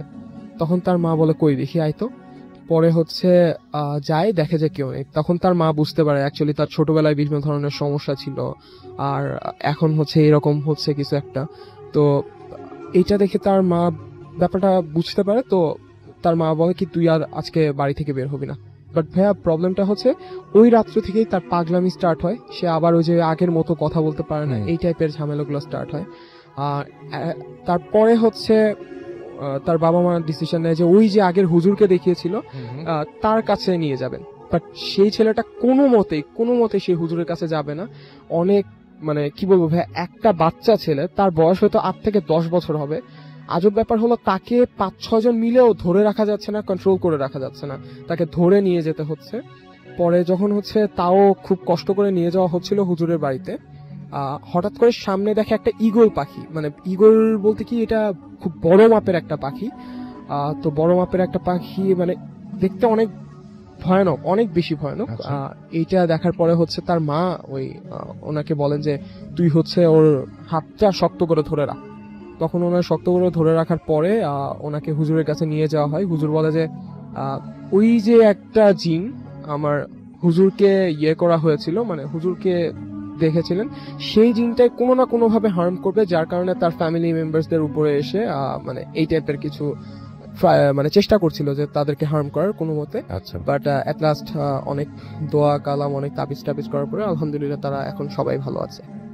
Thank you so much. আমরা চলে যাব আমাদের পরবর্তী আমাদের প্রথম অতিথির কাছে আরো একবার, এবং তার কাছে তার আরো কিছু ঘটনা আছে, যে ঘটনাগুলো আছে সেই ঘটনাগুলো একটু আপনার কাছে শুনতে চাই। আপনার তো আরো বেশ কিছু ঘটনা আছে আপনার বাসার এবং আরো আদার্স বিভিন্ন জায়গার, তো আপনি যেভাবে বলতে চান আমি আপনার কাছ থেকে সেভাবেই শুনুন। তার আগে এই অ্যাপার্টমেন্টেরই আরো 2টা জিনিস, একটা এখনই হঠাৎ করে মাথায় আসলো, এটাও কিন্তু ভালোই আর কি। সেটা হচ্ছে তার আগে আরেকটা, আমার ছেলের ইনসিডেন্ট হওয়ার পর আগে লাস্ট উইকে আমি কিচেনে কাজ করছি, তো আমার কিচেনে একটা কিচেন নাইফ আছে যেটা আমি অনেক কিছুর জন্য ইউজ করি। তো সেই নাইফটা খুঁজে পাচ্ছি না, কোথাও খুঁজে পাচ্ছি না, কোথায় কোথায় কোথায় ডাইনিং টেবিলে দেখলাম, কিচেনে সব কাউন্টার টপে দেখলাম, কোথাও খুঁজে পাচ্ছি না। তারপর ইভেন সিঙ্কও আমি নাড়াচাড়া করলাম যে সিঙ্কের তলায় যদি ধুয়ে আমি রাখি, তাও পাচ্ছি না। তারপর আমি হঠাৎ করে আমার ফরগেট ইট, আমি অন্যদিকে টার্ন করে আবার আমি সিঙ্কের কাছে আসলাম যে আমি বেসিন থেকে বাটি টাটিগুলা তুলবো। আগেন একটা ক্লিন পরিষ্কার মানে কর্নারে যেখানে কিছু নাই, কাঁচিটা ওখানে রাখা। আচ্ছা, সো হাউ ওয়াজ লাইক, মানে ইটস অলমোস্ট লাইক আমার সাথে এরা মানে they are playing a game with me, hide and সিকের। হ্যাঁ, আমার কাছে মনে হলো যে এটা কোথা থেকে আসলো। আমি এখনই এই জায়গাটাতেই চেক করলাম, এবার একটা সাদা বাটি ছিল, বাটিটার পাশে কিছু নাই। হঠাৎ করে আমি টার্ন করে দেখি যে আবার কাঁচিটা ওইখানে। So again I was like, আমি যতবার এটা আমি মনে বলে থ্যাংক ইউ যে এই দিচ্ছ, you are helping me out. তারপর আমি আরেকটু পেছনে যাচ্ছি, আই থিঙ্ক লাস্ট মান্থে বা কিছু, আমি জানি আমার আলমারির একটা ড্রয়ারে আমি সব ইম্পর্টেন্ট জিনিস রাখি, টাকা পয়সা সব রাখি। ওখানে আমি জানি যে কোনো নোটস নাই বা কিছু নাই, টাকা নাই। সো ওইটা আমি হঠাৎ করে খুললাম কিছু একটা কাগজ টাগজে রাখার জন্য, অল অফ সাডেন ওখানে দেখি 5,000 টাকা রাখা। তাহলে এটা কোথা থেকে আসলো? কারণ আমি লাস্ট টাইম ওখান থেকে টাকা বের করেছি যখন, তখন কোনো টাকাই ওখানে ছিল। আচ্ছা, মানে একদম সব শেষ করে। হ্যাঁ, ওই ড্রয়ারে ওরকম নোট কোনো ছিল না, শুধু $200 ছিল, তাছাড়া কোনো পয়সা মানে বাংলাদেশি কারেন্সি ছিল। তো তা হঠাৎ দেখি একটা ব্যাগের মানে ওইটাও মানে খুব একটা তলায় বা কিছু না যে আমি খেয়াল করি নাই বা কিছু, আমার টাকা থাকলে ওপরেই থাকবে। সো ওইটা পেয়ে আমার লাগে আচ্ছা বাহ ভালো, তো মানে হঠাৎ করে পেয়ে গেলাম, টাকাটা কাজে লাগবে। তো এটা যেরকম একটা ছিল। তো এগুলা গেল সেই কথা। এখন কি আমাদের বাসার কথা? ওকে, সো নাও গোয়িং ব্যাক, এটা অনেক বছর আগের কথা। আমার আব্বার বাসাও ধানমন্ডিতে, আমিও ধানমন্ডিতে থাকি, তার বাসাও ধানমন্ডিতে। সো ধানমন্ডিতে যেই বাসাটা আমরা কিনেছিলাম সেটা একটা খুব ওল্ড একটা বাসা ছিল, যেটা পরবর্তীতে আমরা ভেঙে এখন আমাদের থাকা যেখানে থাকি সেই বাসাটা করা হয়েছে। এবং এটাও মানে খুবই একটা মানে ওয়েল নোন জায়গাতে আর কি, যে কোনো বললেই যে কোনো মানুষ চিনতে পারবে। তো যাই হোক, তো পুরান বাসাটা যখন কেনা হয় তখন আমরা ফিউ ইয়ার্স ওখানে মুভ ইন করি, থাকি। সো এই বাসাটা যেহেতু পুরান বা এটার হিস্ট্রি কি আমি জানি না, বাট উই অল নিউ যে এখানে কিছু একটা আছে। কেন বলি যে এখানে ওই সেম নয়েজগুলো আমরা পেতাম। আর এটা 1 ইউনিট বাসা ছিল, এটা এমন না যে উপরতলায় ভাড়াটে আছে বা কেউ আছে, পুরা বাসাটাতেই আমরা থাকতাম। নিচের তলায় ছিল ডাইনিং ড্রয়িং, মাঝ ফ্লোরে ছিল সব বেডরুমগুলা, আর ছাদে একটা মানে ছাদ, খোলা ছাদ ছিল আর কি। সো প্রায় ওই মশলা পেশার মতো আওয়াজ হতো ছাদ থেকে, কিন্তু ছাদে তো কিছু নাই, কেউ নাই। হ্যাঁ, আর সব থেকে ইন্টারেস্টিং হচ্ছে যে ইমাজিন করেন বাসার এন্ট্রান্সটাতে ঢুকতেই একটা সিঁড়ি যেটা দোতলায় যাচ্ছে, দোতলাতে যখন স্টপ হচ্ছে ওই সিঁড়িটার ডান দিকে আমাদের বেডরুম ছিল, মানে আমি আমার বোন থাকতাম। ওই সিঁড়িটার ওইখানে সন্ধ্যার সময় মাগরিবের আজানের সময় একটা স্মেল পাওয়া যেত, লাইক আমি ঠিক স্মেলটা বোঝাতে পারবো না, এটা আতরের মতো স্ট্রং না, আবার ফুলের আতর আর ফুল মিক্সচার যদি কিছু হয়, উইথ আ ভেরি মানে মাইল্ড একটা সফট একটা পাওয়া যেত। এবং ঠিক ওই মাগরিবের আজানের সময়টুকুতেই ওই জায়গাটুকুতেই থাকতো, আর কোথাও পাওয়া যেত না। এটা খুবই অদ্ভুত, মানে এই ব্যাপারটা আমি অনেক শুনেছি। হ্যাঁ, এই গন্ধটা আবার এটা কিন্তু আবার থাকতো, আবার মিলিয়েও যেত। হ্যাঁ, বাট ভেরি মাইল্ড একটা গন্ধ। সো ঠিক আছে, ওটা ছিল, ওটাও আমরা ইগনোর করলাম। তারপরে এই বাসাটা ইভেন্চুয়ালি ভেঙে যখন নতুন বাসা তৈরি করা হলো, তখন আমাদের বাসায় নাইট গার্ড থাকতো। আর আমাদের দারোয়ানের জন্য পেছনে একটা বিল্ডিং আছে যেখানে তারা থাকে। সো নাইট গার্ডটা যখন রাতে সারা রাত জেগে ডিউটি করছে, হঠাৎ তাকে নাকি সে হঠাৎ একদিন দেখলো যে একটা মহিলা দাঁড়িয়ে আছে একটা মাছের মাথা নিয়ে। মহিলাটার চেহারা সে হয়তো বা দেখতে পায় নাই, মানে ঘোমটা দেওয়া ছিল। হ্যাঁ, বাট তার হাতে একটা মাছের মাথা ছিল, এন্ড সে গার্ডটাকে সেটা অফার করছিল খাওয়ার জন্য, যে খাওয়ার জন্য। তো মানে এটা আমরা পরের দিন শুনেছি তার কাছে, অবভিয়াসলি এটা করার পর কেউই থাকবে না সেখানে। তো হি ইভেন্চুয়ালি সে কাজ ছেড়ে চলে যায়। তো তারপর এরকম স্মেল টেল থাকতো। তো তারপর আমি যেরকম পার্সোনালি সকালবেলা যখন ঘুম থেকে উঠতাম, মাঝে মাঝে বডির মধ্যে স্ক্র্যাচ মার্কস পেতাম। মানে এমন না যে আমার বড় নেলস আছে বা কিছু, বা যেই সব জায়গাতে পিঠে হতো বা পেটে হতো, মানে স্ক্র্যাচ মার্কস দেখতাম। সো আমি তো এখানে কি করে, কাপড়ের উপর থেকে কিভাবে এরকম স্ক্র্যাচ মার্কস থাকবে। সো এটাও বলতাম আমাদেরকে। তারপর একদিনের কথা, রাতের বেলা আমাদের প্রত্যেক রুমে ইন্টারকম ছিল। সো রাত 1-1:30 হবে, আমি জেগে আছি, মেবি অনলাইনে ছিলাম অর সামথিং। তখন আমার রুমের ইন্টারকমটা বেজে ওঠে। আমি বললাম এত রাতে কে ফোন করলো, আম্মুর শরীর খারাপ হলো নাকি, কোনো এমার্জেন্সি হলো নাকি। তো আমি পিক করার সাথে একটা কান্নার আওয়াজ পেলাম, মানে চাপা একটা কান্না যখন হয় না, করে একটা, মানে ওই আওয়াজটা এখন আমি শুনতে পাই কানের মধ্যে। তো ওইটা শুনে আমি আর কিছু বললাম, আমি হ্যালো হ্যালো করে যখন এরকম কান্নার আওয়াজ হচ্ছে, আমি খাপ করে ফোনটা রেখে দিলাম। রেখে আমি রুম থেকে বের হয়ে আই ওয়েন্ট আমার প্যারেন্টসদের রুমে, যে ওখান থেকে কোনো আওয়াজ আসছে কিনা, ওনারা ঠিক আছে কিনা। মানে পুরো বাসাটাই চুপচাপ, সবাই কিন্তু ঘুমাচ্ছে। হ্যাঁ, বাট ওইটা শোনার পর থেকে আবার সো ফ্রিকড আউট যে আমি লাইট জ্বালিয়ে তারপর থেকে ঘুমাতাম। যে মানে এটা পরের দিন আমি জিজ্ঞেস করলাম যে কেউ কি আমার রুমে ফোন করেছিল এত রাতে, বলল না, সবাই তো ঘুমাচ্ছে, কেউ ফোন করেনি। তো এইসব যখন ছোটখাটো ইনসিডেন্টস হতো, যে তো তারপরে ইভেন্চুয়ালি হুজুর ডাকিয়ে এগুলার ঠিকঠাক করা হয়েছে। এবং যাওয়ার সময় জিনিসটা একটা গাছের ওপর দিয়ে যায়। আচ্ছা, এটা আমি আপনার অনেক শোতেই শুনেছি, যখন ব্যাড কিছু পেরে যায়, ইভেন লাস্ট শোতেও, হ্যাঁ, তখন ওই গাছটা যেটার উপর দিয়ে যায় বেসিক্যালি সেটা মরে যায়। রাইট, হ্যাঁ, সেই গাছটা মরে যায়। সো আমাদেরও ওই বাসার সামনেই একটা গাছ ছিল, ওটার উপর দিয়ে গিয়েছিল মনে হয়। তো ওই গাছটা ইভেন্চুয়ালি মরে গেল, এবং ওই গাছটা এখনো আছে বাসার ভেতরেই আছে আর কি। ড্রাই আপ হয়ে গেছে, তো ওরা এখন as a decoration piece serve করছে। তো এটাই ছিল। আপনার আরো ইন্টারেস্টিং ঘটনা আছে, সেটা কি বলবেন আপনি আজকে নাকি? সেটা আজকে না, সেটা অন্য আরেক বলবো। তবে একটা ছোট আমার ফুপি যে কথাটা বলেছিলাম ওটা বলতে পারি। জি বলেন। তো আমার ফুপি যান, উনি অনেক বছর আগে মারা গিয়েছেন, উনি কলকাতায় থাকতেন। সো ওনার কাছ থেকে একটা গল্প, মানে ইনসিডেন্ট শোনা। সেটা হচ্ছে যে ওনারা যেই বিল্ডিং এ থাকতেন, ওনার নেইবার একজন ওনার সাথে ক্লোজ ছিল বেশ কিছুটা। তো উনি সিক হয়ে একবার হাসপাতালে ভর্তি হন। মানে ওনার খুবই আর কি লাস্ট স্টেজে তখন শরীর খারাপ ছিল। তো একদিন আমার যখন উনি হাসপাতালে ভর্তি, ওনার নেইবার, তখন আমার ফুপু একদিন ভোরবেলা উঠে ওনার বেডরুম থেকে ওনার ডাইনিং রুমে গিয়েছেন, এবং ডাইনিং রুমে ঢোকার সাথে সাথে ভোরবেলা, এটা আর্লি মর্নিং, হ্যাঁ, জি। ঢুকে উনি দেখেন যে চেয়ারের মধ্যে ওই নেবারটা বসা এবং সে আমার ফুপির দিকে তাকিয়ে হাসছে, হ্যাঁ, আচ্ছা, মানে একটা জাস্ট স্মাইল একটা। তো এটা দেখেই আমার ফুপির সাথে সাথে চোখটা নামিয়ে নিয়েছে যে এটা আমি কি দেখলাম। তারপর যখন আবার মানে তাকালো তখন জিনিসটা নাই, হ্যাঁ। সো পরে ওই লেটার অন দ্যাট ডে সে শোনে যে ওই নেবারটা মারা গিয়েছে হাসপাতালে। সো আমার ফুপুর এক্সপ্লেনেশন এটাই ছিল যে এমন হতে পারে যে আমি যেহেতু তার কাছে সাথে ক্লোজ ছিলাম, উনি হয়তো বা আমার সাথে শেষ বিদায়টা নিতে এসেছিল এরকম করে। কারণ হয় না যে অনেক সময় অনেকের সাথে অনেক রকমের কানেকশন থাকে যেটা মানে লাইক আই সেড যেটা আসলে বোঝানো যাবে না কিরকম কি, বাট ওনার এক্সপ্লেনেশন হয়েছিল নাহলে কেন আমি এটা দেখলাম এরকম ভাবে। আর সেই দিনই আমি খবরটা পেলাম যে সে মারা গেছে। হয়তো বা সে আমার সাথে জাস্ট খুদা হাফেজ করতে আসছিল বা বাই বলতে আসছিল বা কিছু, হ্যাঁ।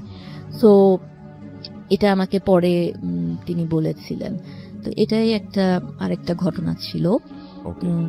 এখন আর তেমন কিছু মনে পড়ছে না, যেটা আছে আরেকটা সেটা আমি একটু সেভ করে রাখি পরের জন্য। That is very interesting. আমার কাছে মনে হয় যেটা আমরা শুনবো একদিন। Thank you so much, thank you.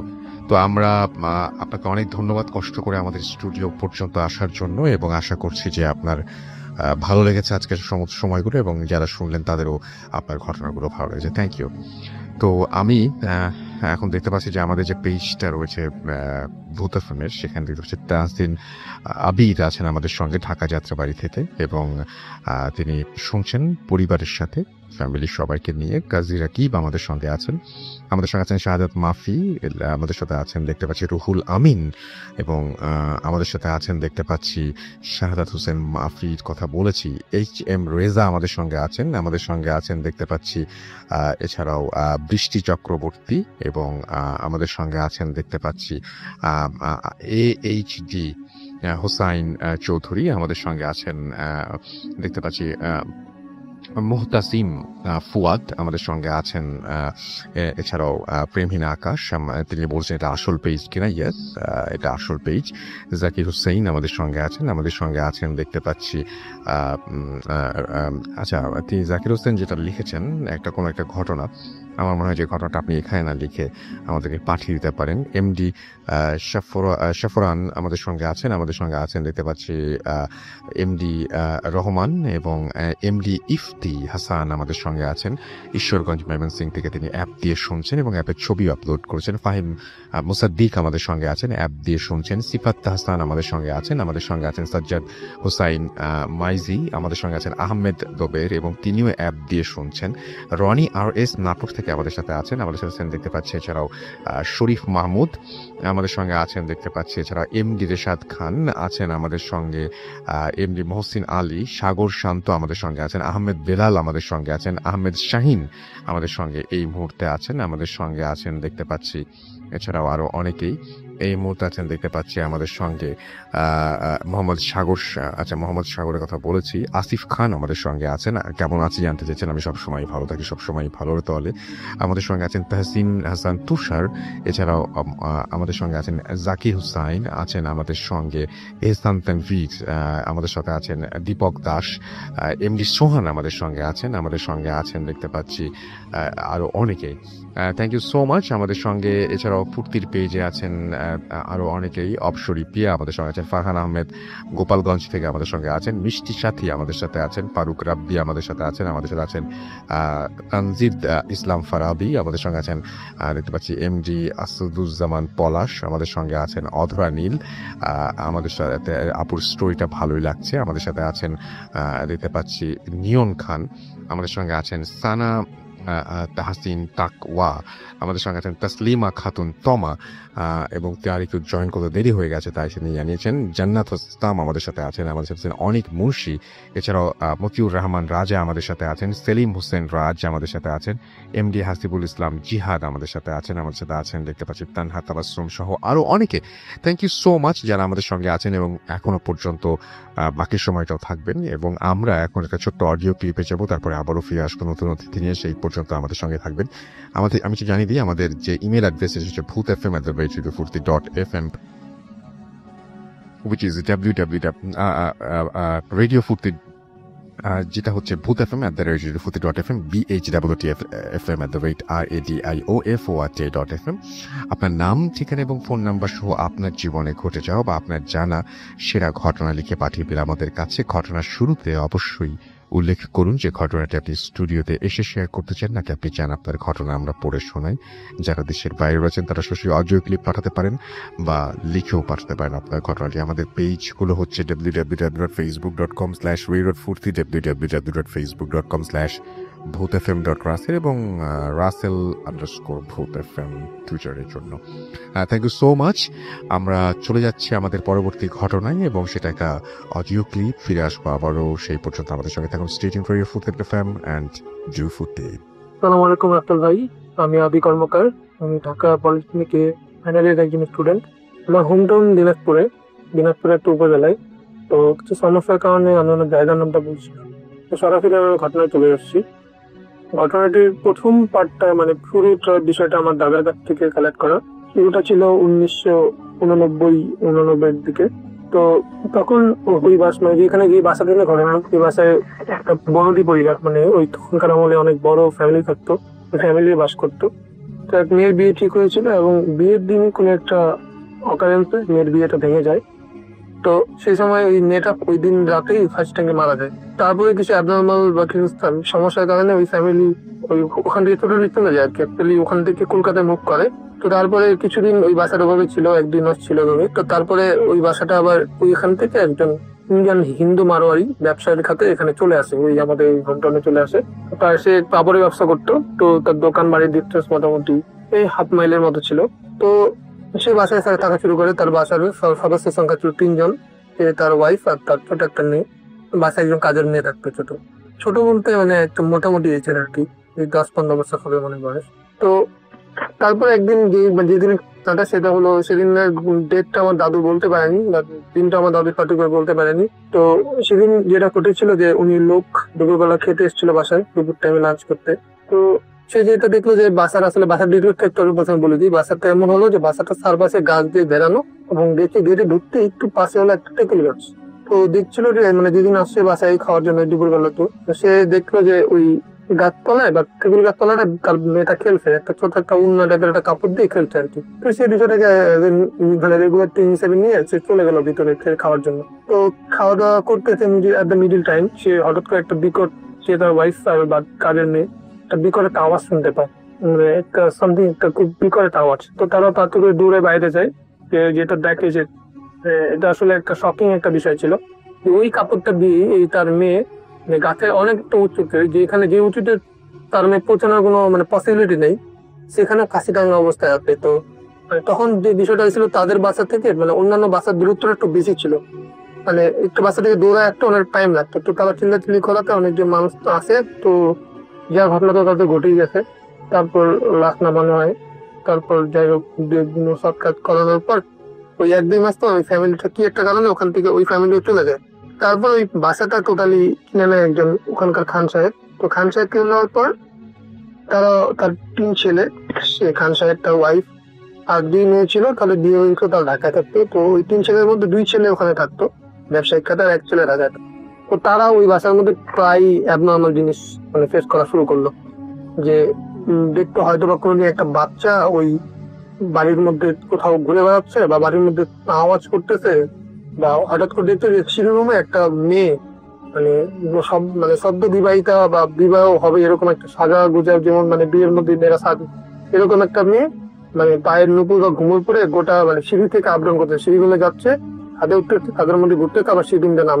তো রাত 12টা-1টার পর বা 1টা তার ওয়ার্ল্ডেন যখন সবগুলো সাইলেন্ট হয়ে যেত, তখন এই সাউন্ডটা তারা মানে খুব বেশি লাউডলি শোনা শুরু করতো।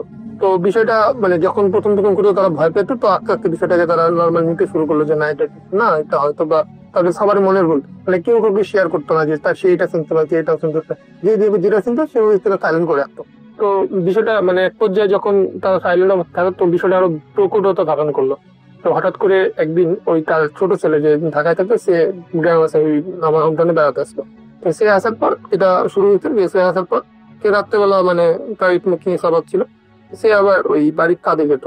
কাঁধে ওই রেলিং এর মধ্যে বসলে কেউ দেখলো, সে হঠাৎ করে দেখা শুরু করলো যে একটা ছোট্ট একটা বাচ্চা মেয়ে এই মানে বাড়ি থেকে, বাড়িটা আসলে কি বাড়িটার দ্বিতীয় তলা দিয়ে, বাড়িটার নিচে 3টা রুম, উপরে ছাদ, আর পাশে হলো টিন শেড, মানে মানে পাকা রুম, 3 পাকা রুম যেটাকে বলে, মানে দেওয়াল গুলো হলো পাকা, আর মানে উপরে টিন হলো, টিন দেওয়া আর কি, উপরে মানে ছাদের জায়গায় টিন দেওয়া। তো ওই টিনের মধ্যে একটা ছোট বাচ্চা হাঁটে বেড়াচ্ছে, খুব দ্রুত হাঁটতেছে, মানে মানে হাঁটতেছে এমন যে টিন হলো মানে মানে চৌচালার টিন বলা যাবে, চৌচালার টিনের উপর দিয়ে বাঁকা হয়ে খুব জোরে জোরে হাঁটতেছে, যেটা স্বাভাবিক একটা মানুষের পক্ষে পথে পড়ে যাবে, কারণ একটা মানুষ বাঁকা হয়তো দৌড়াইতে পারে না বা হাঁটতে পারে না। সে বাচ্চাটার কারণে বাঁকা হয়ে খুব দ্রুত হাঁটতেছে। তো সে প্রথমে না বাচ্চাটার পিছন সাইডটা ফলো করলো। তো এখন মানে সে এখন মানে একটু চমকে যাওয়ার মতো অবস্থায়। তো সে যখন বাচ্চাটা ঘুরলো, তখন যে দেখলো যে বাচ্চাটা আসলে মানে সে একটা বাচ্চার মতো না, মানে মানে মুখটা যেন কেমনটা, মানে চোখগুলা দেখতে, চোখগুলা মানে খুব লাল এবং খুব বড় বড় চোখ, আর মুখটা থেকে মানে অনবরত রক্ত টাইপের কিছু একটা ঝরতেছে, মানে ওই অন্ধকার আসছে, যেটা বুঝছে আর কি যে হয়তো বা মানে মানে সামথিং হয় লালা হবে বা রক্ত এরকম কিছু একটা টাইপের মুখটা ঝরতে। সে যখন দেখলো, সে ওটা ওই সিগারেটটা হাত থেকে ফেলে কাঁচে করে নিচে নেমে গেল, এবং কাঁচে করে তার আব্বা আমাকে ডেকে বললো যে এটা কি হচ্ছে, বাসা কি এইসব কি দেখতেছে আমি। তখন তার আব্বা আমাকে বললো যে না, তুমি কিছু সমস্যা নেই, মানে কাজ করো, তুমি একটু মানে শেষে নামাজ পড়ে বা একটু আল্লাহকে দোয়া বিদ করে তারপর তুমি শুয়ে পড়ো, তাহলে কিছু হবে না। তো রাতে সে ঘুমাতে পারলো না, আর তখন আসলে গরমকাল ছিল একটু। তো মোটামুটি রাত্রেবেলা আমাদের ওই জায়গাটাতে কারেন্ট যাওয়ার একটু প্রবণতা থাকতো। হঠাৎ করে কারেন্ট চলে যাওয়াতে ওই সমস্যাটা যেটা হয়েছে যে উনি ওই লোক তার মাথার উপর দিয়ে বেডের উপর যে জানলাটা সেটা খুলে দিত।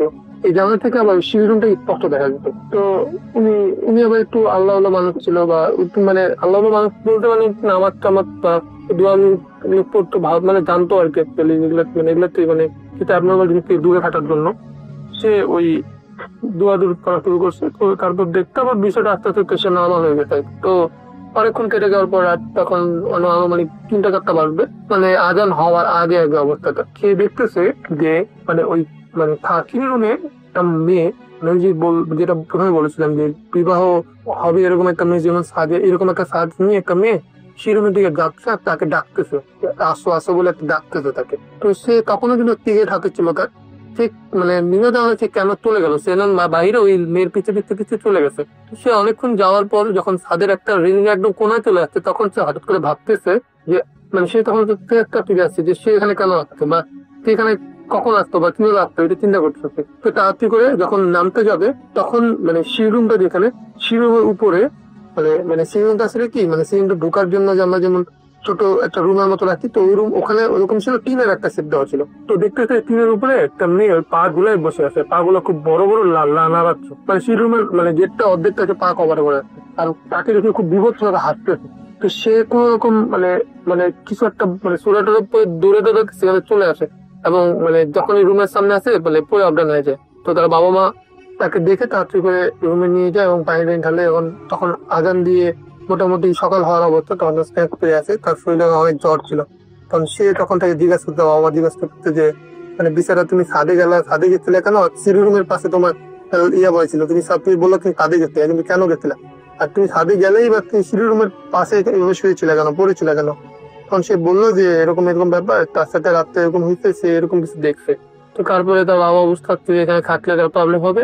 তো তারপরে যেটা হয়েছে যে ওইখানে তারা ওনার ছেলেকে ইয়ে নিয়ে গেছে। তো এখানে বলে রাখা ভালো যে ওনার ওই ছেলে সাথে বিবাহ মানে বিয়ে হয়নি, ওই ছেলে সব দুই ছেলে বিয়ে হয়েছে। তো ওই ছেলেকে তারা তাড়াতাড়ি করে ঢাকায় পাঠিয়ে দেয় সুস্থ করে। তো তারপরে যেটা হয়, তারপরে বিষয়টা এমনি নর্মাল ছিল কয়েকদিন।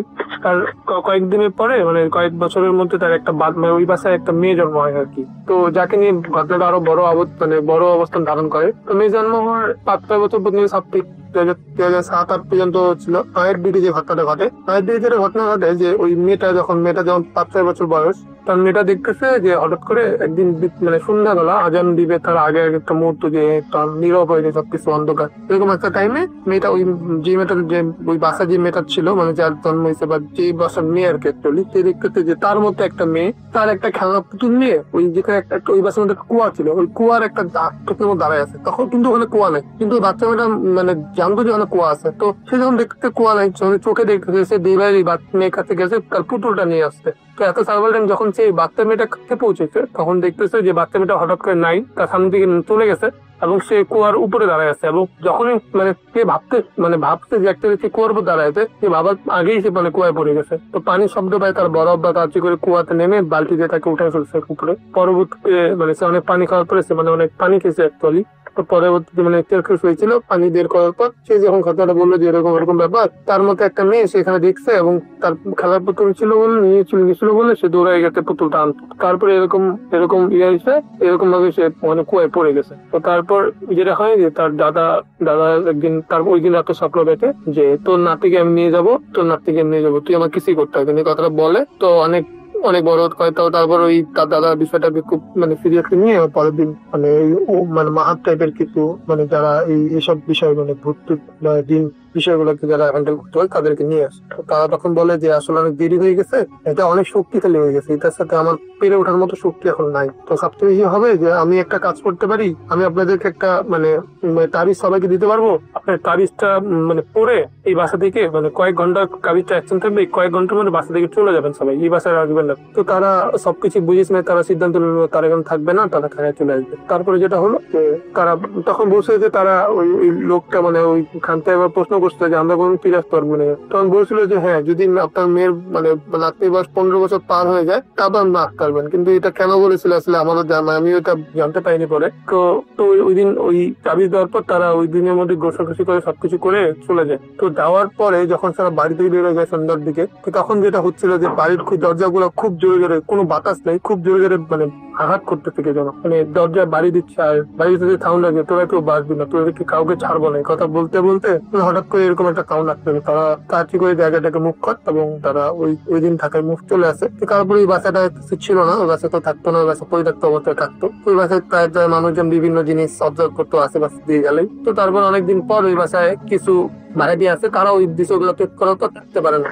তারপর অনেকদিন এরকম হওয়ার পর ওই লোক খান সাহেব তার এক বন্ধুর বাসায় আসে ওই বাসা সম্বন্ধে বিক্রি করার জন্য, বাসা সম্বন্ধে মানে অনেক বড় বড় ওদেরকে করে তারপর ওই জিনিসটাকে এখন কন্ট্রোলে আনে, তারপর তারা থাকতে পারে। কিন্তু তারপর ওই বাসার মধ্যে এখনো মানে আমরা যারা এলাকায় থাকি তারা ওই বাসা সম্বন্ধে মানে আমাদের এলাকায় যারা এখনো বাসা দিয়ে আশপাশ দিয়ে আপনারা মুভ করে তারা এখন অনেক অবজার্ভ করে। মানে ও বলেছিল যে শুধুমাত্র যে দুটা জিনিস এই বাচ্চার মেয়ে করে কন্ট্রোল করা হয়েছে, কিন্তু এর আগে ওই বাচ্চার মধ্যে অনেক কিছু ছিল যারা এখন মানে সময়ের সাথে সাথে অনেক শক্তিশালী হয়েছে, তাদের সাথে পেরে ওরা সম্ভব না। তো হুজুর ওই বলেই দিচ্ছে খান চাচ্ছে যে যেহেতু আপনাদের উপর তারা আসর করতে, আর আমার তাদের তার মানে হুজুরের মানে বক্তব্য মধ্যে এটা ছিল যেন তারা এখানে ফিরে না আসে। তো তারপরে ওই খান ঢাকায় থাকে এখন, আর উনি 2015 সালে থেকে মারা গেছেন। আর তারপরে ওনার ছেলেরা মাঝে মাঝে ওখানে আসেন, কিন্তু মানে থাকেন না ওখানে, ওনার ছেলে আরো বাড়ি আছে ওই বাসা থেকে থাকে, মানে বাসায় থেকে তারা ওই মানে ওই যে ভিতরে বাড়ির বিষয়টা যেখানে মানে যেখানে ঘটনাটা ঘটছিল এই বাসাটা কন্ট্রোল করে। তো বাসাটা এখন মোটামুটি খালি, তো থাকে না বাসার মধ্যে, এখন চলতেছে আর কি। তো এখনো বাসা নিয়ে অনেক ঘটনা মানে এখন অনেক ঘটনা প্রস্তুত আছে। তো আমি যদি আরো কিছু কালেক্ট করতে পারি অবশ্যই জানাবো, আমার জন্য খুবই দোয়া করবেন আর আপনারা ভালো থাকবেন। আসসালামু আলাইকুম।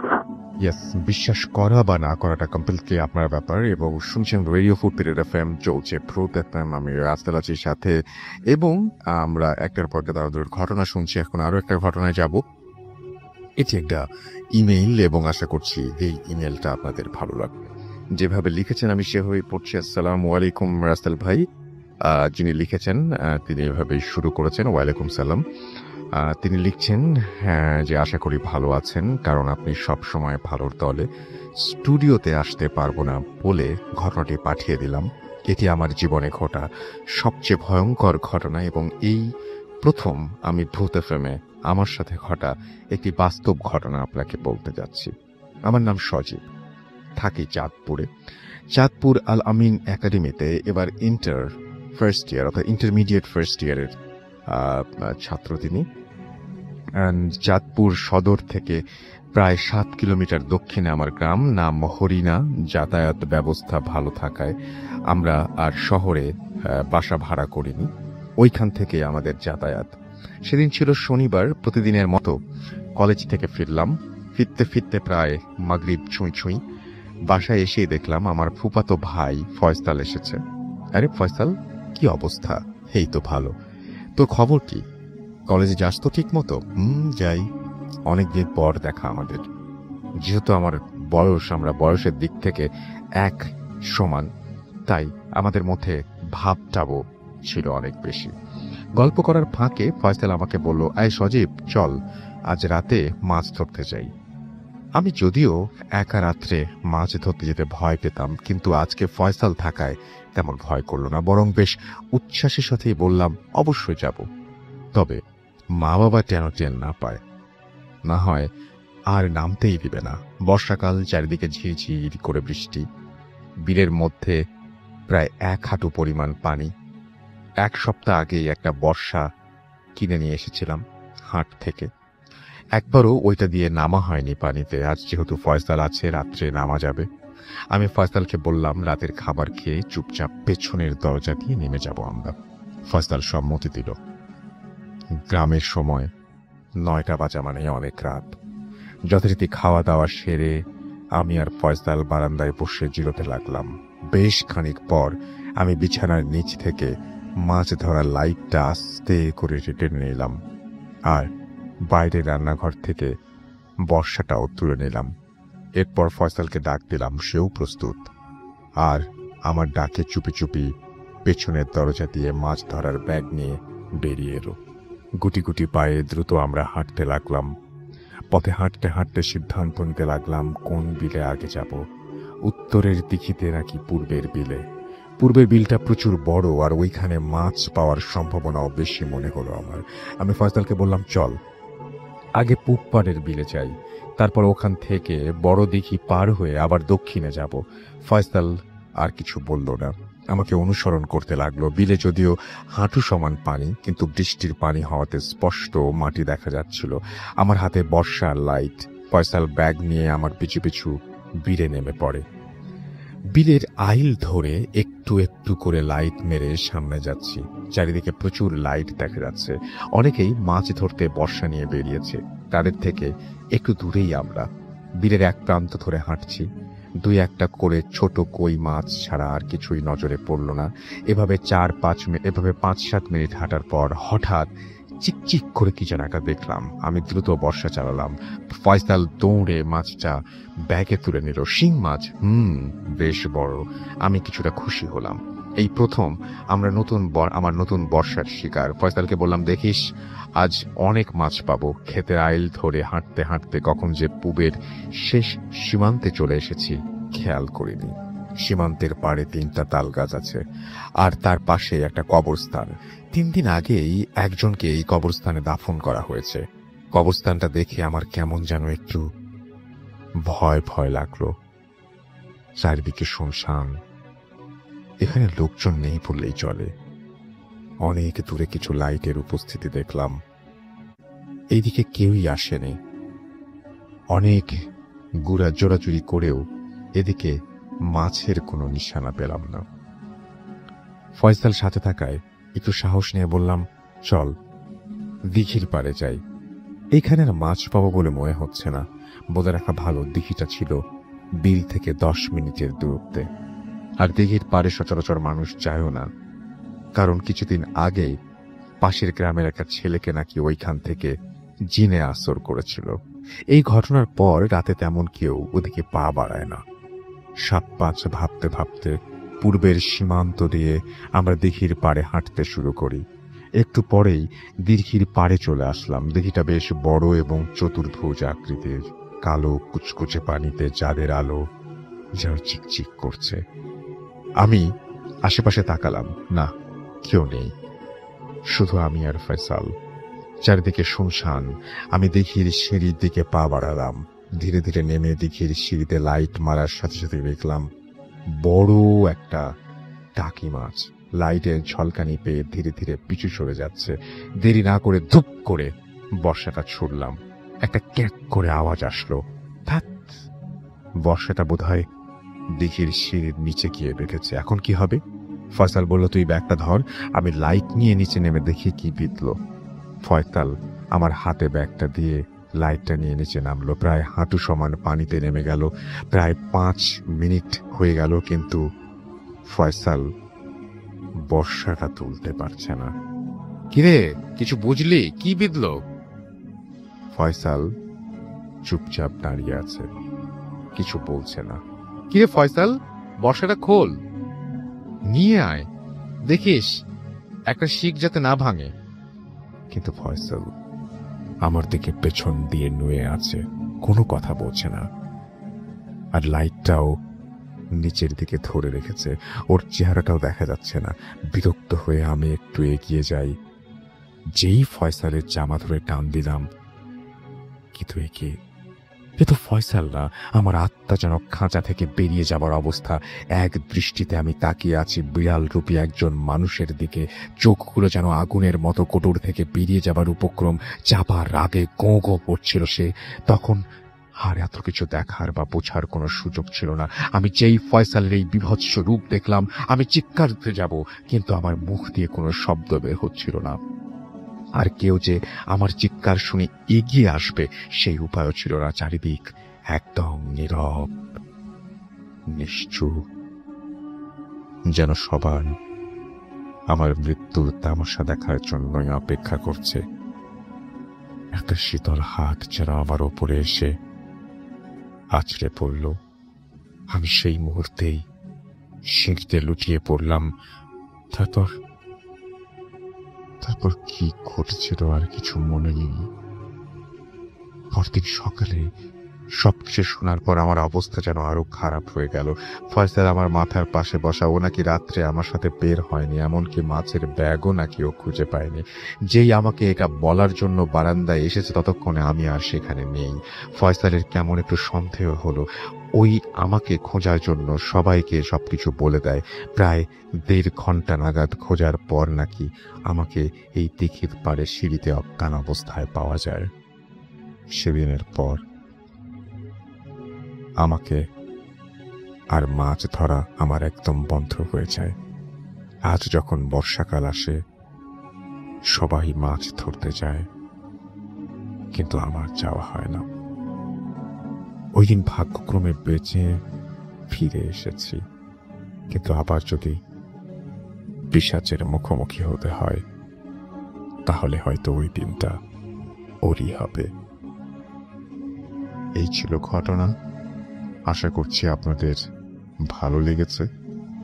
এখন যেটা করব সেটা হচ্ছে আমাদের যে দ্বিতীয় অতিথি, তার কাছে তার দ্বিতীয় ঘটনাটা আমরা শুনে আসব।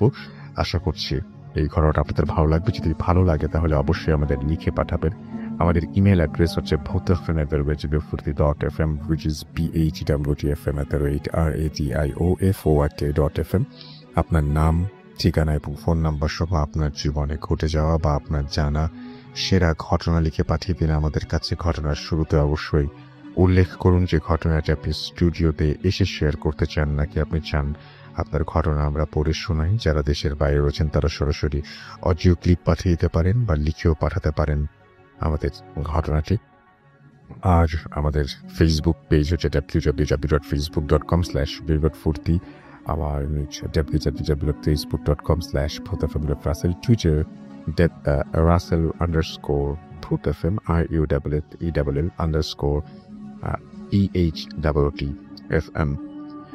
সালমান আজিম আমাদের টুইটারে আমাদেরকে টুইট করেছেন এবং তিনি দেখছি যে এখানে লিখেছেন যে নববর্ষের আগে শেষ ভূত এফএম, দারুণ হচ্ছে, 8 বছর ধরে আছি, আগামীতেও থাকবো। Thank you so much.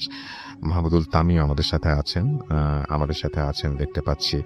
LC Roni আমাদের সাথে আছেন দেখতে পাচ্ছি। এমডি আরিফুর রহমান, ইমেলটা ভয়ের ছিল সেটা তিনি লিখেছেন। আবু নোমান ফয়সাল আমাদের বলছেন আয়নার ঘটনাটা কোথায়।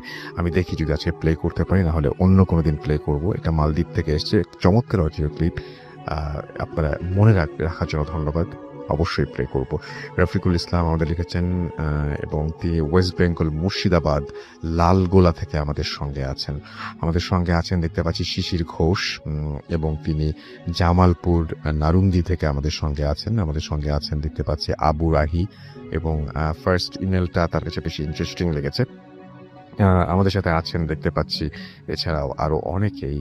আবু নোমান ফয়সাল আমাদের সঙ্গে আছেন আবু রাহান রকি, এছাড়াও আছেন আমাদের সঙ্গে দেখতে পাচ্ছি এই মুহূর্তে সাইফুল ইসলাম SR, কক্সবাজার মহেশখালী থেকে তিনি শুনছেন। আমাদের সাথে আছেন স্বপ্নিল নোমান, এবং নোয়াখালী থেকে তিনি আমাদের সাথে আছেন। বিশাল বৈরাগী ফিরোজ গোপালগঞ্জ থেকে অ্যাপ দিয়ে আপনি কি আসলে অ্যাপ দিয়ে শুনছেন? I don't think so. আমাদের সঙ্গে আছেন SMN মারুফ, এছাড়া আমাদের সঙ্গে আছেন দেখতে পাচ্ছি বৃষ্টি চক্রবর্তী। স্টোরিটা খুব ভালো, থ্যাংক ইউ সো মাচ। এবং তিনি অ্যাপ দিয়ে শুনছেন। আমাদের সঙ্গে আছেন অভিমানী সোহান, এছাড়াও মাহাদের সৈকত আমাদের সঙ্গে আছেন। আমাদের সঙ্গে আছেন জ্যোতির্ময়, আমাদের সঙ্গে আছেন মোহাম্মদ বাজিব সহ আরো অনেকে। আহমেদ আমাদের সঙ্গে আছেন। আমাদের সঙ্গে আছেন মাহাদের সৈকত সহ আরো অনেকে। থ্যাংক ইউ সো মাচ আমাদের সঙ্গে থাকার জন্য। আমরা চলে যাচ্ছি আমাদের পরবর্তী অতিথির কাছে, এবং তিনি আমাদের দ্বিতীয় অতিথি, তিনি তার ঘটনাটি শেয়ার করে। জি, আপনার নামটা প্লিজ একটু বলবেন, কোথা থেকে এসেছেন, তারপর আপনার ঘটনা যাব। Thank you so much Rasel ভাইয়া। আমি রায়ান রশিদ, আমি এসেছি বাংলা মোটর থেকে। ভাইয়া আমি এখন যে স্টোরিটা বলবো এটা হচ্ছে আমাদের দেশে না, এটা কলকাতার আমার একটা মামার কাছ থেকে শোনা। ওনার নাম হলো পাপ্পু মামা। উনি রিসেন্টলি ম্যারি করেছেন নাগমা আন্টি, আর ওনারা দুজন একই জায়গায় কাজ করতেন। পাপ্পু মামা হিন্দু বাট নাগমা আন্টি মুসলমান। সো ওনাদের দুজনের মধ্যে যখন বিয়ে হয়, এরপরে সবকিছু মোটামুটি ঠিকই ছিল, বাট একটা দিন হঠাৎ করে পাপ্পু মামা নাগমা আন্টিকে বলে যে আচ্ছা তুমি হচ্ছে রুমে থাকো, আমি একটু পরে রুমে আসছি। তো রাতের বেলা নাগমা আন্টি মানে যখন রুমে যাওয়ার পরে উনি বসেছিলেন বিছানার উপরে। উনি হচ্ছে দরজা দিয়ে ঢুকলে ওনার পিঠটা দেখা যাবে, অর্থাৎ ফেসটা দেখা যাবে না। এইভাবে খাটের উপর বসেছিলেন এবং উনি দুলছিলেন, কন্টিনিউয়াসলি দুলছিলেন বা কিছু একটা বলছিলেন মুখে, এবং হাতে ওনার একটা প্লেট ছিল। আর এইটা এরপরে হচ্ছে পাপ্পু মামা যখন রুমে ঢুকে ওনার ঘাড়ের উপরে হাত দেন এবং বলেন মানে জাস্ট তাকে ডাকেন। তখন নাগমা আন্টি হঠাৎ করে রেগে গিয়ে বলে কি হয়েছে।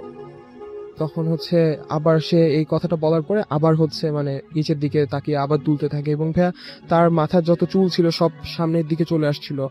দেন মানে এই টাইপের কিছু বোঝা যাচ্ছিল। এরপরে হচ্ছে পাপ্পু মামা আবার হাত দেন। এবার সে আরো রেগে গিয়ে কি হয়েছে তোমার বলে চোখ টোক মানে কি বলবো লাল টাল হয়ে পাপ্পু মামার দিকে আরো রাখা। পাপ্পু মামা বলে যে ওর অ্যাকচুয়ালি কি হয়েছে, ওর কি কোনো মেন্টালি কোনো প্রবলেম মানে ছিল আগে থেকে, নাকি ওর অ্যাকচুয়ালি এই টাইপের কোনো মানে কোনো প্যারানর্মাল কোনো কিছু হচ্ছে ওর সাথে। তো ওকে যখন আবার মানে নাগমান্টিকে যখন আবার ধরে, এবার নাগমান্টি মানে রাগ হয়ে গিয়ে পাপ্পু মামার গলা চেপে ধরে, এবং ধরার পরে হচ্ছে পাপ্পু মামা মানে চিল্লাচিল্লি করে টোরে ঘরের সবাইকে ডাকে, এবং ধরে মানে হাতটা ধরে টোরে বেঁধে রেঁধে রাখে অনেক কষ্ট করে। তো ভাইয়া মানে অ্যাকচুয়ালি মজার ব্যাপার ছিল এখানে, পাপ্পু মামা আমাকে বলে যে রায়ান তুমি হয়তো একা অনেকের সাথে অনেক মানে তাকে ধরে রাখতে পারবা, বাট মানে সে একজন মেয়ে মানুষ, বাট তাকে ধরে রাখার জন্য মানে 6 জন এনাফ হচ্ছিল না, 6 জন তাকে ধরে রাখতে পারছিল না। হাতটা ছেড়ে টেড়ে দিয়ে একেবারে খুব মানে কি বলবো খুব শক্তিশালী হঠাৎ করে হয়ে গিয়েছিল। তখন হচ্ছে পাপ্পু মামা বলে যে এরকম আমরা তো অ্যাকচুয়ালি হতো কি মানে নাগমান্টির বিয়ে হওয়ার পরে উনি হচ্ছে একটা গাছের নিচে বসে থালা বাসন ধুতেন, এবং সাথে ছিল পুকুর, এবং ওইখান থেকে নাকি মানে ফেরার পর এই টাইপের ঝামেলাগুলো শুরু হতো। এবং ভাইয়া এটা কন্টিনিউয়াসলি 1 মান্থ ধরে চলছিল। একটা টাইমে নাগমাটির মা এবং পাপ্পু মামা মিলে ডিসাইড করে যে তাকে কোনো একটা ওঝা বা তান্ত্রিক টাইপের এই টাইপের কারোর কাছে নিয়ে যাওয়া যাক। যখন তার কাছে নিয়ে গিয়েছে তখন হচ্ছে তান্ত্রিক বলে যে আপনাদের বাড়ি রয়েছে যে এই গাছটার নিচে এরকম বসে থাকতো, ওই গাছটা থেকে হয়তো ওর উপরে কিছু ভর করেছে। বাট ভাই মজার ব্যাপার হচ্ছে ওই তান্ত্রিক কিন্তু ওই এলাকায় যায়নি, এই এলাকা থেকে অনেক বেশি দূরে ছিল। বাট উনি কিভাবে জেনে গিয়েছিলেন যে ওইখানে উনি গাছের নিচে বসে থালা বাসন ধুতেন, এবং ওনাকে নাকি ওই যে মানে নাগমান্টির ঘাড়ে যেই জিনটা আসর করেছিল বা যাই বলা যাক না কেন, উনি নাকি বলেছেন যে এই মেয়েটাকে আমার পছন্দ হয়েছে, আমি ওকে ছাড়বো না, যে করে হোক আমি ওকে ছাড়বো না।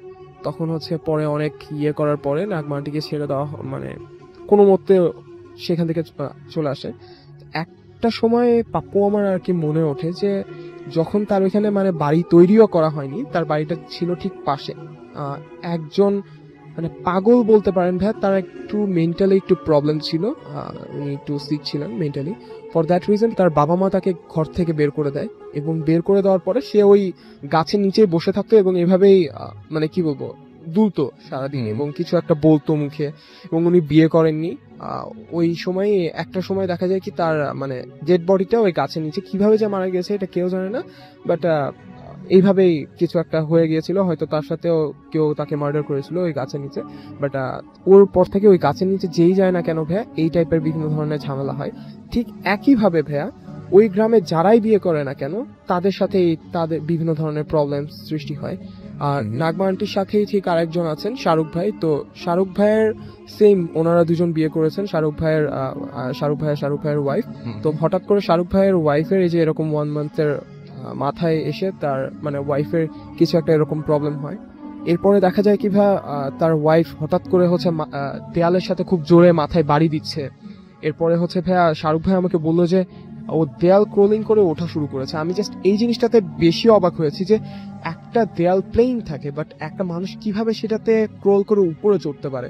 বাট শাহরুখ ভাই আমাকে বলে যে এটা 100% ট্রু, এবং তার নিজে চোখে দেখা, এবং সে আমাকে ছবি বের করে দেখে যে সে যে মাথা বাড়ি দিয়েছিল সেটা তার কারণে তার মাথায় একটা মানে ব্লু কালারের স্পট তৈরি হয়ে গিয়েছিল। তো এটা আমাকে দেখিয়েছিল।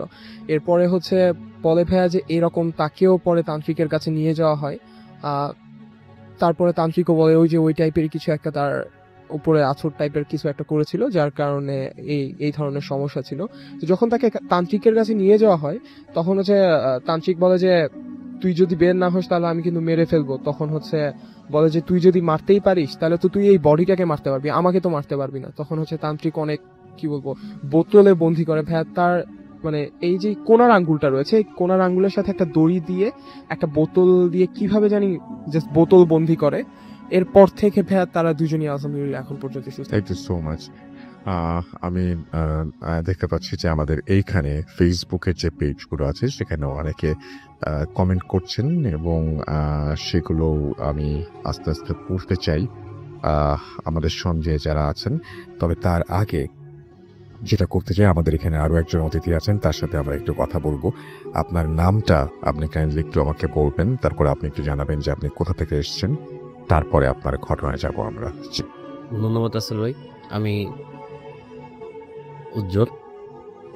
জি। আমি আসছি যাত্রাবাড়ি ধলাইপাড় থেকে। জি। রাসেল ভাই, আমার ঘটনাটা হচ্ছে 2004 সালের ঘটনা। জি। তো আমি সাধারণত আমার মানে ভ্রমণ পিপাসু, আমি মানে ঘুরতে খুব পছন্দ করি। তো আমি বাংলাদেশ অনেক জায়গায় ঘুরছি। তো এই ঘোরার মানে ছিল হচ্ছে আমার বাবার ট্রান্সপোর্ট বিজনেস ছিল। তো আমার বাবার ট্রাকে করে আমি অনেক জায়গায় গেছি বাংলাদেশে। আচ্ছা। তো এটা হচ্ছে 2004 সালের ঘটনা, যখন আপনার এটা গরমের সময় ছিল, যেটা আমরা ওই কি বলে আম কাঁঠাল মানে পাকে বা হয়, ঠিক আছে, ওরকম একটা সময়। তো আমি জানতে পারি আমার চাচাতো ভাইয়ের মাধ্যমে যে আমাদের গাড়ি রাজশাহী যাচ্ছে।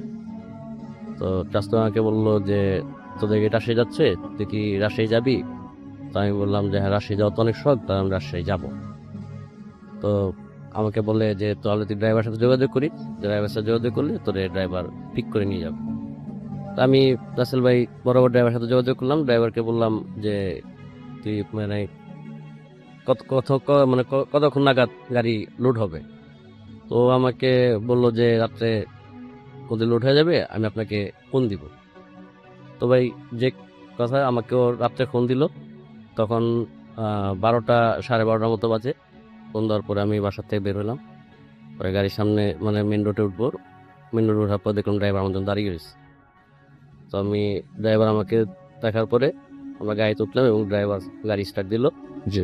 তো রাসেল ভাই, আমাদের এই রাজশাহী পৌঁছতে সকাল 11টা বাজছে। তো আমরা সারা রাত্রে জাগনা ছিলাম। তো গাড়ি যখন আপনার পণ্য আনলোড করতেছিল, তখন আমি রাজশাহীতেই আশেপাশে ঘুরতেছিলাম। তো ড্রাইভার চলে গেছে আপনার পরবর্তী ট্রিপের জন্য। আমাদের এই গাড়িগুলো ট্রিপ হয় আপনার ট্রান্সপোর্টের মাধ্যমে।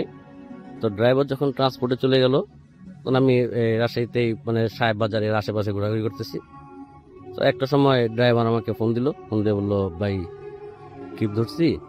তখন আমি জিজ্ঞেস করলাম যে কোথা? তো বললো যে ঢাকা বাদামতলী। তাই বললাম ঠিক আছে। ও আমি গাড়ির সামনে আবার চলে যাই। তো ড্রাইভারকে জিজ্ঞাসা করি গাড়ি লোড হবে কোথা থেকে। তো আমাকে লোকেশন বললো যে কানসার থেকে লোড হবে, কিন্তু যে বাগানের যে পয়েন্ট থেকে লোড হবে সেটা আপনার যে আমের গাড়ির সাথে আপনার প্রত্যেকটা গাড়ির সাথে একটা স্কোয়াড আসে, যে আমটাকে মানে পাহারা দিয়ে নিয়ে আসে, বা আমটা যেখান থেকে আপনার খরিদ করে ওখান থেকে আপনি বুঝে নিয়ে নেয়। তো আমাদের পণ্য নামতে নামতে মোটামুটি আপনার সন্ধ্যা হয়ে যায়। তো আপনার এর মধ্যে স্কট চলে আসে। আসার পর স্কট আমাদের নিয়ে যায়। তো আমাদের আমের বাগানের পয়েন্টটা ছিল আপনার কানসারার। জি। কানসার যাওয়ার পরে আপনার ওই কানসার থেকে আপনার 16 কিলোমিটার ভিতরে যে বাগানটা, সে বাগানটার মধ্যে আমরা ঢুকি। তো আসলে খুব সুন্দর লাগতেছিল, মাঝখান দিয়ে রাস্তায় দুই সাইড আম বাগান, খুব ভালো লাগতেছে। সবচেয়ে বড় ব্যাপার কি, রাজশাহীতে অনেকেই যারা গেছে তারা জানে যে আপনার আম বাগান, আম গাছগুলো 7 ফিট 8 ফিট এর মধ্যে থাকে, বেশি বড় হয় না। আচ্ছা। তো ভাই আমরা একটা সময় যে পয়েন্টে যায় পৌঁছালাম, পৌঁছানোর পরে আপনার আমাদেরকে স্কট আর ওখানে যে লেবার ছিল ওরা বললো গাড়িটাকে একটা প্লেস করার জন্য, গাড়িটাকে যাতে প্লেস করে একটা পয়েন্টে রাখছি। তো রাসেল ভাই আমাদের গাড়িটা যখন প্লেস করলো, তখন গাড়িটা যখন ঘুরায় প্লেস করার পরে একটা গাছ একটু মোটা ছিল, একটু বড় গাছটা, ওই গাছটার মধ্যে আপনার একটা রশি ঝুলতেছিল। মনে হচ্ছিল যে ওই রশিটা কেউ আপনার ছুরি বা আপনার বটি এরকম কিছু জাতীয় দিয়ে কাটা দিচ্ছে। তা রশিটা আপনার মানে লম্বায় মানে মোটামুটি আপনার 2.5 ফিট 3 ফিটের মতো ছিল। তো গাড়িটা যখন প্লেস করছে, তখন আমাদের গাড়ির যে সামনের যে মুখ, যে মানে কেবিনের যে সামনে যে মেইন গ্লাসের থেকে অল্প কিছু ডিস্টেন্সে ছিল, একটু দূরে ছিল। আমরা এই দড়িটাকে কোনো কিছু মনেই করিনি যে একটা গাছের মধ্যে থাকতেই পারে। তো রাসেল ভাই যখন আপনার লোডিং শুরু যখন আমরা বাগানে ঢুকছি, তখন আপনার প্রায় মাগরিবের আজান গায়ে দেওয়া অবস্থা। তো যাওয়ার সাথে সাথে আপনার ওখানে যা দেখি আপনার প্রায় 10-15টা আপনার যে আমের খাঁচি যেটাকে বলে, এখন তো আপনার আম ক্যারেটে আসে, প্লাস্টিক ক্যারেটে, ওই সময় খাঁচিতে আসতো। তো লেবার আপনাকে সব রেডি করে রাখছে প্রায় 15-20টার মতো।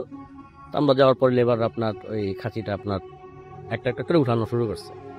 তো রাসেল ভাই 8টা 8:30 দিক থেকে হঠাৎ করে লেবাররা বললো যে ওরা চা পানি খাবে, তোরা চা পানি খেতে যাবি। এমন সময় আপনার যে আমাদের সাথে যে স্কট ছিল, যে আপনার মালটা বুঝে নিবে, ওরা সাথে করে ওই স্কটটাকে সাথে করে নিয়ে যায়। নিয়ে যাওয়ার পরে তা আমরা স্বভাবতই আপনার 3টা লোক ছিলাম, খুব ক্লান্ত। আর একটা হচ্ছে গরমের শরীরে এমনি ক্লান্ত হয়ে যায় ভাই, তারপর জাগনা ছিলাম। তো প্রথমে আমি যাই গাড়ির ভিতরে, আপনার গাড়ির ভিতরে যে আপনার পিছনে আমাদের কেবিনের পিছনে, গাড়ির যে কেবিনের পিছনে আপনার ঘুমানো জায়গা আছে, তো আমি ওখানে যাই প্রথমে একটু শরীর খালান দিই, ঘুমাই। আচ্ছা। তো এর মধ্যেই ড্রাইভার এসব বলতেছে যে ও ঘুমাবে। তো আমাদের কেবিনের মধ্যে আপনার 2জন ঘুমানোর জায়গা আছে, একজন নিচে ঘুমাইতে পারে, একজন উপরে। আমি যখন নিচে ঘুমাইছি, তখন ড্রাইভার এসে আবার উপরের যে ইয়াটা আছে, বিছানাটা আছে, ওটার মধ্যে ঘুমাইছে। এরপরে হেল্পার আসার পরে যখন উঠছে, তখন আমি উপস্থিত টের পাই। আমি হেল্পারকে বললাম যে তুই বলতেছে কবে আমি একটু ঘুমাবো। আমি বললাম তুই যখন ঘুমাবি তাহলে এক কাজ কর, লেবাররা তো কিছুক্ষণ পরে এসে ডাকাডাকি করবো, তখন ঘুম ভেঙে যাবো, তুই গাড়ির হ্যান্ডলাইটটাকে উপরে করে দে, জ্বালায় দে। আর ওই সময় রাসেল ভাই খেয়াল করলাম আপনার যে কাটা যে দড়িটা ছিল, এই দড়িটা আপনার আমাদের গ্লাসের সাথে মনে হচ্ছে কি আপনার দুলে গ্লাস আমাদের বাড়ি খাচ্ছে, এরকম অবস্থা। তো পরে বললাম যে তুই যখন ওই হ্যান্ডলাইটটা যখন করবি, তখন ওই দড়িটাকে গাছের সাথে একটা প্যাচ দিয়ে দিস, যাতে গ্লাসের বাড়ি না আওয়াজ এলে ঘুম ভেঙে যাবো। তো উপর উঠছে, উপরটা হ্যান্ডলাইটটা করে দিয়ে আপনার নেমে গেছে, রশিটাকে আর ক্যাচ দেয় নাই। আচ্ছা। তো রাসেল ভাই এতই ক্লান্ত ছিলাম যে ঘুমাই গেছি, ঘুমে আপনার কখন যে আপনার রাত্র 11:30-12টা বেজে সেটা খেয়ালই করতে পারিনি। আচ্ছা। হঠাৎ করে গাড়ির মধ্যে একটা আওয়াজ হলো, মনে হলো কি ধূপ কিছু একটা এই খাঁচি গাড়ির মধ্যে ফেললে যেমন একটা ভাইব্রেট একটা ঝাঁকি খায়, ওই ঝাঁকিতে আমার ঘুমটা ভাঙছে। তো ঘুমটা ভাঙার পরে আমি আমার হেল্পারকে ডাক দিলাম, বললাম যে দেখ লেবার আসছে, ওরা মাল উঠানো শুরু করছে, তুই একটু যায় এই খাঁচিগুলো একটু সুন্দর করে নিয়ে গুছায় নে। তো এই খাঁচিগুলো আবার রশিদা বান্ধিতে গেলে তখন পড়ে যাবে। তখন পড়ে যাবে, তুই এটাকে একটু কর। তো উপরে উঠছে, উপরে ওঠার পরে দেখতেছে যে কেউই নেই ওখানে, কেউ নেই। ও নিচে নামার পরে বলতেছে, আবার কেবিনে ঢুকছে, বলতেছে ভাই কেউ তো আসেনি। আমি তো যা গাড়ির পিছনে মনে হয়তো বা লেবাররা মনে হয় এই খাঁচি আরো রেডি করতেছে, তুই ওখান থেকে দাঁড়া দেখে গাড়িটা লোড কর, তুই সামনে থাকলে তাতেই লোড হয়ে যাব। তো ভাই নাইমা গাড়ির পিছনে গেছে, যাওয়ার 30 থেকে 40 সেকেন্ডের মধ্যে খুব দূর দিয়া ও গাড়ির মধ্যে চলে আসছে। আইসাই বাম সাইডে যে আপনার দরজা গেটটা ছিল, লাগাই দিস, লাগা দেওয়ার পর কাঁপতেছে। কি রে, কি হয়েছে, তুই দূরে আসলি কেন? কয় ভাই যা দেখা দেখছি। কি দেখছস? কিছু বলতেছে না। এমন সময় আমি পরে ড্রাইভারকে ডাক দিলাম, ড্রাইভারকে ডাক দিয়ে বললাম দেন তো কি কয়। পরে ড্রাইভারকে বলতেছে যে তোর কি হয়েছে, সমস্যা কি? জি। ঠিক আছে, বলতেছে নিচে নেবেন না, যা দেখার দেখছি। পরে ড্রাইভার বলতেছে তুই কি ঘুমের ভোরে কি উল্টা পাল্টা বলতেছিস নি? প্রায় নেবেন না গাড়ি থেকে। আবার একই কথা বলতেছে। ড্রাইভার আপনার ডান সাইডের যে গেটটা ছিল, ডোরটা ছিল, ডোরটা দিয়ে নামছে। নামার পরে ড্রাইভারও আপনার গাড়ির পিছনে যায় মানে একটা ওমাগো একটা চিৎকার করে আবার গাড়ির মধ্যে দুধ দিয়ে আসছে। আইসেই দরজা টরজা সব লাগাই দিস। এখন এই দুইজনেরই শোনার পরে আমি জিজ্ঞেস করলাম কি হয়েছে? কয় ভাই নিচে নেবেন না, যা দেখার দেখছি, বসে থাকেন ভিতরে। তো ভাই এই দুজনে ইয়া দেখার পরে আমার একটা কিউরিওসিটি জাগলো যে আর কি দেখলো এমন যে এরকম দুধ দিয়ে তুলে আসলো। এর মধ্যে না ভাই ড্রাইভার গাড়ির মধ্যে ঢোকার পর পরে আপনার গাড়িতে মনে হলো কি আপনার এই কম্পন বাইরে গেল, গাড়ির মধ্যে মনে হচ্ছে কি খুব জোরে জোরে লাফাচ্ছে, এবং গাড়ির মধ্যে স্বভাবত লাফাইলে আপনার একটা স্প্রিং এর মতো করে, এবং স্প্রিং করতেছে গাড়িটা। আমি বাম সাইডের দরজাটা খুলে আপনার উপরে উঠলাম। ওঠার পরে আপনার দেখি আমাদের গাড়ি একবার পিছনে একটা মেয়ে হাঁটু গেরা মাথার সামনের চুলগুলো সব ইয়া করে বসে রয়েছে। ভাই আমি ওই যে হ্যান্ডলাইটটা জ্বালানো ছিল এটা একটু ঘুরানোর সাথে সাথে আপনার দেখলাম ও আপনার সামনের চুলগুলো সব সরে গেল, চোখগুলো আপনার টকবক মানে রাগান্বিত একটা চোখ, আর ঘাটটা এমন অ্যাঙ্গেলে ঘুরেছে স্বভাবত মানে সাধারণ মানুষ কখনো এই অ্যাঙ্গেলে ঘুরাতে পারবে না। একটা সময় আমিও গাড়ির ভিতরে আসছি, আইসা মনে করেন হাত পা কাঁপতে থাকে, আর একটা ভদকা একটা গন্ধ আসে আপনার, যেটা আপনার এই কি বলে মানে লাশ করে যে একটা গন্ধ থাকে, একটা গন্ধ গাড়ির মধ্যে আসতে থাকে, মানে গন্ধে আপনার মনে করেন পুরো গাড়ি মানে কেবিনের ভিতরে গন্ধ হয়ে যায়। আমরা গ্লাস ট্লাস লাগাই, তো আমি ড্রাইভারকে বলি যে গাড়ি বাগান থেকে বের করো। তো ড্রাইভার মানে এমনই ইয়া ছিল যে ওর হাত পা কাঁপতে তো গাড়িটা স্টার্ট দিতে পারেনি, বা ও কি চিন্তা করে স্টার্ট দেয়নি এটা বলতে পারলাম না রাসেল ভাই। কিছুক্ষণ পরে দেখি যে দড়িটা ঝুলানো ছিল সেই দড়িটার মধ্যেই ওই মেয়েটা ঝুলতেছে, এবং আমরা আমাদের থেকে 5 থেকে 6 ফুট দূরে আমরা এটা স্পষ্ট দেখতে পারতেছি। এবং রাসেল ভাই আমরা এত ভয় পাইছিলাম, শুধু আল্লাহকে ডাকছি, যে মানে আল্লাহর ডাকতে একটা আপনার ভোর হয়েছে, আজান দিছে, একটু স্বাভাবিক হয়েছে। এরপর আপনার সকালবেলা আপনার এই যখন লেবার আসছে, স্কট আসছে, তখন আমার ড্রাইভার এবং হেল্পার সাথে তুমুল ঝগড়া হইল, এবং ঝগড়ার এক পর্যায়ে আপনার এলাকার আশেপাশে যে লোকজন আসছিল দূরে মানে বাড়িঘর দূরে যারা ছিল তারা আসছে। আসার পরে আপনার আমাদের জিজ্ঞাসা করলে কি হচ্ছে, পরে আমরা ঘটনা বললাম, রাত্রে ঘটনা। তো লেবার আপনার ওই এলাকার লোকজন যারা ছিল লেবারদেরকে খুব ক্রিয়া করলো যে এরা না হয় বাইরে, তোরা কেন ক্রিয়া করলি, এদেরকে বললি না। তো লেবারদের মনে একটা ইয়া ছিল কি যদি ওরা যদি আমাদের কাছে এই ঘটনাটা যদি বলতো তাহলে আমরা হয়তো বা রাত্রেবেলায় গাড়িটা নিয়ে বের হয়ে যেতাম, এই কারণে ওরা বলেনি। পরে একজনের মাধ্যমে জানতে পারলাম যে ঘটনা কি। তখন এক লোক বলল যে এই গ্রামেরই এক মেয়ে মানুষের বাসায় আপনার কাজ করে, আপনি দিন কাজ করে দিন খেত। ওই মেয়েটা আপনার একদিন যাওয়ার সময়, দুপুরবেলা যাওয়ার সময় ওর শরীরে নাকি আপনার মানে খারাপ কিছু ভর করে, এবং এরপর থেকেই মানে অদ্ভুত সব আচরণ করত। আপনার জ্যান্ত মুরগি কামড়ায় খেত, তারপর আপনার এই পাগলের মতো চলতো, আর মাঝে মধ্যে নাকি আপনার ওই গাছের নিচে বসে বিড়বিড় করে বলতো যে আমারে বাঁচাও, আমার তোরা নিয়ে যাবি। তো রাসেল ভাই এখানে আপনার শেষ হইতে পারতো, কিন্তু মেয়েটার কেউ ছিল না, আত্মীয় স্বজন কেউ ছিল না, খুব মানে এতিম ছিল। আর একটা সময় আপনার ওই লাস্ট যেদিন মেয়েটা সুসাইড করে সেদিন নাকি আপনার একটা ওই খাসির বাচ্চা ছাগলের বাচ্চাকে গলায় কামড়া রক্ত খায়। এরপরে আপনার ওই এলাকার লোকজন আপনার এটা দেখার পর মানে অতিষ্ঠ হয়ে গেছে এবং ওর উপরে খুব প্রহর করে, এবং ওদিনকার রাত্রেই ও মানে মারা যায়, ওর যে সকালবেলা দেখতে মারা যায়। এই ছিল রাসেল বাবা। Thank you so much. যাই হোক, আমরা কিছু আমরা এখন কমেন্ট পড়তে চাই। বিরাজ রহমান সাজিদ, আমি ভূত এফএম এর পেজ থেকে পড়ছি। আরজে রাসেল ভূত এফএম যে পেজটা রয়েছে সেই পেজ থেকে পড়ছে। মিরাজ রহমান সঞ্জিত লিখেছেন অস্থির স্টোরি ভাই। অদ্রিতা রাত্রি আমাদের সাথে আছেন এবং ছোট ভাইকে নিয়ে তিনি বগুড়া থেকে শুনছেন, ফার্স্ট টাইম কমেন্ট করলেন এবং পড়ে ফেললাম। নাকিব সিফাত আমাদের সাথে আছেন, চায়না থেকে শুনছেন তিনি। আরমান খান আমাদের সঙ্গে আছেন দেখতে পাচ্ছি। তিনি যশোর থেকে আছেন। প্লাবন শাহরিয়ার প্রিন্স আমাদের সাথে আছেন, গাজীপুর থেকে শুনছেন তিনি। আমাদের সাথে আছেন এমডি শাহরিয়ার তন্ময়। এছাড়াও সুরুজ আহমেদ আমাদের সঙ্গে আছেন এমডি রেশাদ খান বগুড়া থেকে। আমাদের সাথে আছেন লিপন কুমার আমাদের সাথে, এবং তিনি বলছেন যে ঘটনাটি ভয়ের ছিল, আরো ভয় পেতে চাই, ঢাকা উত্তর থেকে শুনছেন এমডি শাহরিয়ার। আচ্ছা, আমাদের সাথে আছেন হৃদয়। এছাড়াও আমাদের সাথে আছেন দেখতে পাচ্ছি এই মুহূর্তে মিলন Ahmed, I love Bhoot FM অ্যাপে ছবি আপলোড করেছেন, অ্যাপ দিয়ে শুনছেন। আমাদের সঙ্গে আছেন জিএম নাজমুল ইসলাম, কমেন্ট পড়তে বলেছেন তিনি। আমাদের সাথে আছেন দেখতে পাচ্ছি সানভি আহমেদ আকাশ, তিনি নড়াইল থেকে শুনছেন। আমাদের সাথে আছেন আপনার মিঠুন, লাস্ট 10 ইয়ার্স থেকে তিনি শুনছেন। লাস্ট 10 ইয়ার্স আমাদের ভূত এফএম চালুই হয় নাই 2009-এ, সো 10 ইয়ার্স তো শোনা সম্ভব না। আই ডোন্ট নো আপনি কিভাবে শুনছেন। এস কে সালিকিন আমাদের সাথে আছেন দেখতে পাচ্ছি।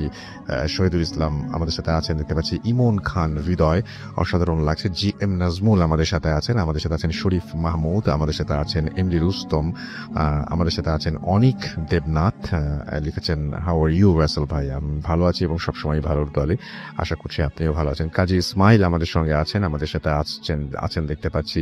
সাইদুল ইসলাম আকাশ আমাদের সাথে আছেন দেখতে পাচ্ছি। এছাড়াও মাসুম বিল্লাহ আমাদের সাথে আছেন, দীপু দে, এছাড়া আমাদের সাথে আছেন স্বপ্নিল আসাদ, আমাদের সাথে আছেন স্বপ্নিল সাইদ আমাদের সাথে আছেন, নোয়াখালী থেকে শুনছেন তিনি।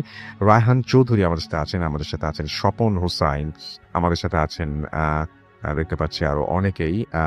পারভেজ অভি আমাদের সাথে আছেন, ডি এম তামিম খান, প্লাবন শাহরি প্রিন্স আমাদের সাথে আছেন, সামিদ রফি, ইমন খান হৃদয়, এছাড়াও মিরন আমাদের সাথে আছেন, এম আই মুন্না, ফয়সাল জামাল, প্রান্ত খান, ক্রাফসন রাসেল আমাদের সাথে আছেন, নাবিল ইমতাহার হিমু, আশিক আহমেদ অ্যাশ আমাদের সাথে আছেন, মুস্তাকিম বিল্লাহ সাগর আমাদের সাথে আছেন, সাবিলা অরিন, ফাহিম শাহরিয়ার, এমডি রুস্তম, উম্মে রহমান সহ আরো অনেকে। আমাদের যে ভিডিও ফুক্তির পেজ সেখানে আপনারা অনেকে আছেন দেখতে পাচ্ছি। আমাদের সাথে আছেন নাজিমউদ্দিন শেখ নিজাম, আসলাম ভুঁইয়া আমাদের সাথে আছেন, হাসিব আল হাসান, রায়ান ইসলাম আলবি আমাদের সাথে আছেন, আমির ফয়সাল আমাদের সাথে আছেন, এমডি শামীম আমাদের সাথে আছেন, গাজী সোহেল আছেন আমাদের সাথে, রবিন আমাদের সাথে সৌদি থেকে শুনছেন, আমাদের সাথে আছেন আমির ফয়সাল আছেন, আমাদের সাথে তানজিব রাব্বি আমাদের সাথে আছেন দেখতে পাচ্ছি। এছাড়াও এস কে কাইসার তিনি অ্যাপ দিয়ে শুনছেন, আমাদের সাথে আছেন তিনি, আমাদের সাথে আছেন। এছাড়াও দেখতে পাচ্ছি এমডি মনির হুসাইন আমাদের সাথে আছেন, দেখতে পাচ্ছি সঞ্জিদা তারা সহ আরো অনেকে। থ্যাংক ইউ ভেরি মাচ আমাদের সঙ্গে থাকার জন্য। আমরা আমাদের আরো একটা ঘটনা এখন চলে যাব এবং আশা করছি যে এই ঘটনাটি আপনাদের কাছে অনেক ভালো লাগবে। শুনে একটা অডিও ক্লিপ শুনে আসি। স্টে টিউনড রেডিও ফুর্তি রেড এফএম এন্ড ডু ফুর্তি। নমস্কার রাসেল ভাই, আশা করছি আপনি এবং আপনার পুরো ভূত এফএম টিম সবাই খুব ভালো আছেন। আমি সুপর্ণা, আমি ইন্ডিয়ার কলকাতা থেকে কথা বলছি। আমি ভূত এফএম রেগুলার শুনি এবং এটি আমার খুব পছন্দের একটি প্রোগ্রাম। রিসেন্টলি আমার সঙ্গে একটি ঘটনা ঘটে, তো সেটি আমি আপনাদের সবার সঙ্গে শেয়ার করতে চাই। প্রথমে আমি আমার সম্পর্কে কিছু, আপনার টাউন কিন্তু নয়, কলকাতা আমার কর্মস্থল। আমি এখানে একটি জব করি। নর্মালি আমাদের কোম্পানি শনি এবং রবি 2 দিন ছুটি থাকে। তো আমার যেহেতু বাড়ি কলকাতার বাইরে, আমি ছুটিতে অর্থাৎ নাগাদ আমি ফিল করতে পারি যে আমার খাটটা কাঁপছে। শুধু কাঁপছে নয়, মনে হচ্ছে আমার খাটটা যেন একটু ঝাঁকাত। আরেকটি কথা আমি এখানে বলতে চাই, আমার ল্যান্ড লেডি আমাকে 2টো খাট দিয়েছে ইউজ করার জন্য। একটি খাটে আমার জিনিসপত্র থাকে, আমার লাগেজ, কসমেটিক সব ধরনের জিনিসপত্র একটি খাটের মধ্যে আমি সাজিয়ে গুছিয়ে রেখেছি। অন্য একটি খাটে আমি শুই। তো যেই খাটে আমি শুই সেই খাটটা আমি দেখছি রীতিমতো কেউ মনে হচ্ছে ঝাঁকাচ্ছে। আমি ইভেন আমি যাতে পড়ে না যাই, আমি খাটটাকে খুব জোরে চেপে ধরেছিলাম যাতে আমি পড়ে না যাই। তো আমি পরিষ্কার ফিল করতে পারছি যে আমার খাটের নিচে বা আমার পায়ের দিকে কিছু একটা ঘটছে। বাট তখন আমি জানি না কেন আমি চেষ্টা করে আমার চোখ দুটো খুলতে পারছিলাম না। তো যখন আমি খুলি তখন সব আবার আগের মতো নর্মাল হয়ে গিয়েছে। তো আমি নিজের মনে এটা চিন্তা করছিলাম যে মেবি এটা হতে পারে আমার মনের ভুল। আর রাতের বেলা অনেক সময় মানুষের এই ধরনের বিভ্রম ঘটতেই পারে, সেটা কথা নয়। তো আমি ঘুমোইনি, আমার ঘুম ভেঙে গিয়েছিল, বাট আমি চোখ বন্ধ করে শুয়ে শুয়ে এগুলো চিন্তা করছিলাম যে মেবি এটা হতে পারে আমার মনের ভুল। কিন্তু এটা যে আমার মনের ভুল নয়, হঠাৎ করে সেটা আমি প্রমাণ পেলাম। দ্বিতীয় খাটটি থেকে একটি সাউন্ড আসলো আমার কানে, মানে সাউন্ডটা অনেকটা এইরকম, হা, ঠিক এইরকম একটি সাউন্ড আসলো আমার কানে। ইভেন সাউন্ডটি যখন আসলো মনে হলো আমার মুখের উপর কে যেন একটা গরম নিঃশ্বাস দিয়ে দিল। মানে গরমকালে বাইরে বেরোলো যেরকম একটা লুয়ের ঝাপটা আসে মুখে, একটা গরম বাতাসের ঝাপটা আসে, সেরকম একটা ঝাপটা গরম বাতাসে আমার মুখে আসলো। তখনই আমি পুরোপুরি কনফার্ম হলাম যে না, এই রুমে এখন আমি একা নই, এই রুমে আমার সঙ্গে অন্য কি একজন আছে। বিশ্বাস করবে না টাসেল ভাই, আমি কিন্তু এর আগে পর্যন্ত ভয় পাইনি। কেননা আমরা প্রত্যেকেই জানি যে ভয় পেলে এই ধরনের জিনিসগুলি আমাদের আরো পেয়ে বসে, আরো ঘাড়ে চেপে উঠতে যায়। জিনিসগুলো যেহেতু ছোট থেকে আমি জানি, সেজন্য আমি ভয় না পেয়ে খুব, মানে আপনাকে কি বলবো, খুব ব্রেভলি আমি এটাকে কন্ট্রোল করার চেষ্টা করছিলাম। বাট যখনই সাউন্ডটা পেলাম আমার উপর থেকে মনে হচ্ছিল আমার বোধহয় কন্ট্রোলটা আস্তে আস্তে আমি হারিয়ে ফেলবো। কেননা আপনি একটু ভেবে দেখুন যে একা রুমে একা একটা মেয়ে, তার সঙ্গে একজন অশরীরী, ব্যাপারটা কতটা ভয়ঙ্কর। তাও আমি নিজের উপর কোনোভাবে কন্ট্রোল করেছিলাম। আপনি নিশ্চয়ই জানেন যে হিন্দুদের মধ্যে আমরা অনেক সময়ই অনেক ঠাকুর বাড়ি অথবা অনেক গুরুর আশ্রিত থাকি, দীক্ষা নেওয়া হয়। আমিও সেরকম একটি গুরু আশ্রিত। আমার দীক্ষা নয়, আমার নাম নেওয়া আছে। তো আমার গুরুদেব আমাকে যে নামটি দিয়েছিলেন আমি সেটা মনে মনে জপ করছিলাম, কিন্তু এইভাবে কতক্ষণ চলবে আমি এটাই চিন্তা করছিলাম। ইভেন আমি আমার চোখ দুটো খুলবো কি খুলবো না, আমি খুব কনফিউজড হয়ে গিয়েছিলাম, বুঝে উঠতে পারছিলাম না যে আমার এখন কি করা উচিত। এমন না যে আমি ভীষণ ভয় পেয়েছি, তা কিন্তু নয়, বলতে পারেন আমি একটু হতভম্ব হয়ে গিয়েছি যে কি ঘটছে আমার সঙ্গে, কোনোদিন তো এরকম হয়নি। হঠাৎ করে আমি শব্দ পেলাম যে আমার পাশের রুমে কে একজন দরজা খুললো ওয়াশরুমে যাওয়ার জন্য। কারণ নর্মালি আমাদের ওয়াশরুমটা বাইরে, এবং রাত দুপুরে নর্মালি সবাই বাইরে ওয়াশরুমের জন্যই যাবে ইউজ করতে। তো যখনই আমি পাশের রুমে ছিটকিনি করার আওয়াজটি পেলাম, তখনই আমি ওই খাটে আমার ফোনটা ছিল, ফোনটা নিয়ে তাড়াতাড়ি আমার ফোনে হনুমান চালিসা ছিল, অডিও হনুমান চালিসা অডিও রেকর্ডিংটা আমি দাঁড়িয়ে দিলাম। ওই ধরুন রাত 3টে থেকে ভোর 4:30 অবধি আমার ঘরে কন্টিনিউয়াসলি হনুমান চালিসাই চলেছে। কারণ আমি এটা জানতাম যে ভোরের আলো ফুটলে আমি পুরোপুরি পেয়ে, তো ভোরের আলো ফোটার পরে আমি একটু ঘুমাই।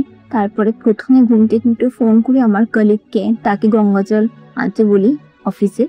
তারপরে আমি আমার মা বাবাকে ফোন করি, তাদেরকে আমি পুরো ঘটনাটা একটু বলি যে আমার সঙ্গে কি কি হয়েছে কাল রাত্রে। স্বাভাবিকভাবে তারা খুব ভয় পেয়ে যায়। ইভেন মা কোন একটি হুজুরের কাছে গিয়েও ছিলেন, তো তিনি আমাকে একটি তাবিজ দিয়েছেন পড়ে থাকার জন্য। তবে টাসেল ভাই, আমি পার্সোনালি এটা এক্সপিরিয়েন্স করে বলতে চাইছি যে আমরা যারা বাইরে থাকি পরিবার পরিজন ছেড়ে, আমাদেরকে প্রত্যেকটা সিচুয়েশনের জন্যই তৈরি থাকতে হয়। কেননা আমরা নিজেরা তো জানি না যে আমাদের সঙ্গে কাল কি হবে বা 1 মিনিট পরে আমাদের সঙ্গে কি হবে। তো আমি এটা নিজে থেকে বিশ্বাস করি যে আমি যদি ভগবানের উপর সম্পূর্ণ বিশ্বাস রাখি তাহলে তিনিই আমাকে রক্ষা করবেন। আমার কোনো কবচ, কোনো মাদুলির কিছু দরকার নেই। আমি যদি সেই পরমাত্মার উপর বিশ্বাস রাখি, যেখান থেকে আত্মা বলুন প্রেতাত্মা বলুন তারা শক্তি পায়, সেই পরমাত্মার উপর যদি আমি বিশ্বাস রাখি, আমি বিশ্বাস করি কোনো শক্তি আমাদের কিছু করে উঠতে পারবে না। কিন্তু বিশ্বাসটা রাখা জরুরি, যেটা আমি সেদিনকে রাতে রেখেছিলাম। আমি ভেবেইছিলাম যে যদি কিছু হয় আমার সঙ্গে, আমি সামনাসামনি মানে ফেস টু ফেস আমি ফাইট করব। আমি দেখতে চাই যে যদি তার কাছে শক্তি থাকে তো আমার কাছে আমার বিশ্বাস আছে। তো এই ছিল আমার ঘটনা। ভালো লাগলে সবাইকে শোনাবেন। এর পরবর্তীকালে যদি আমার সঙ্গে আবারও কিছু ঘটে নিশ্চয়ই আমি আপনাদের সঙ্গে শেয়ার করব। ভালো থাকবেন সবাই, ধন্যবাদ। ইয়েস, বিশ্বাস করা বা না করাটা আপনার ব্যাপার, এবং আপনারা শুনছেন ভ্রুতাত্তামে। আজকের মতো এখানে আমাদের এপিসোডটা শেষ করতে হবে। কথা হবে আবারও সামনে, অর্থাৎ আগামী শুক্রবারে। আমি দেখতে পাচ্ছি যে আমাদের সাথে অনেকে আছেন এখনো পর্যন্ত যারা শুনছেন আমাদের এখানে, এবং অনেকেই এই মুহূর্তে আমাদের সাথে আছেন। এমডি তারেক আমাদের সাথে, RS আমাদের সাথে আছেন, আমাদের সাথে আছেন নাইম ইসলাম, শুভ্র হবে বোধহয়, আমাদের সাথে আছেন ইমন খান, এছাড়াও আমাদের সাথে আছেন দেখতে পাচ্ছি তানজিগ রাব্বি সহ আরো অনেকে। আমাদের ফেসবুক পেজে আমাদের যে আরজে রাস্তেলের যে পেজটা রয়েছে, অর্থাৎ ভূত এফএমের যে পেজটা রয়েছে, সেখানেও আপনারা এই মুহূর্তে অনেকেই আছেন আমাদের সঙ্গে।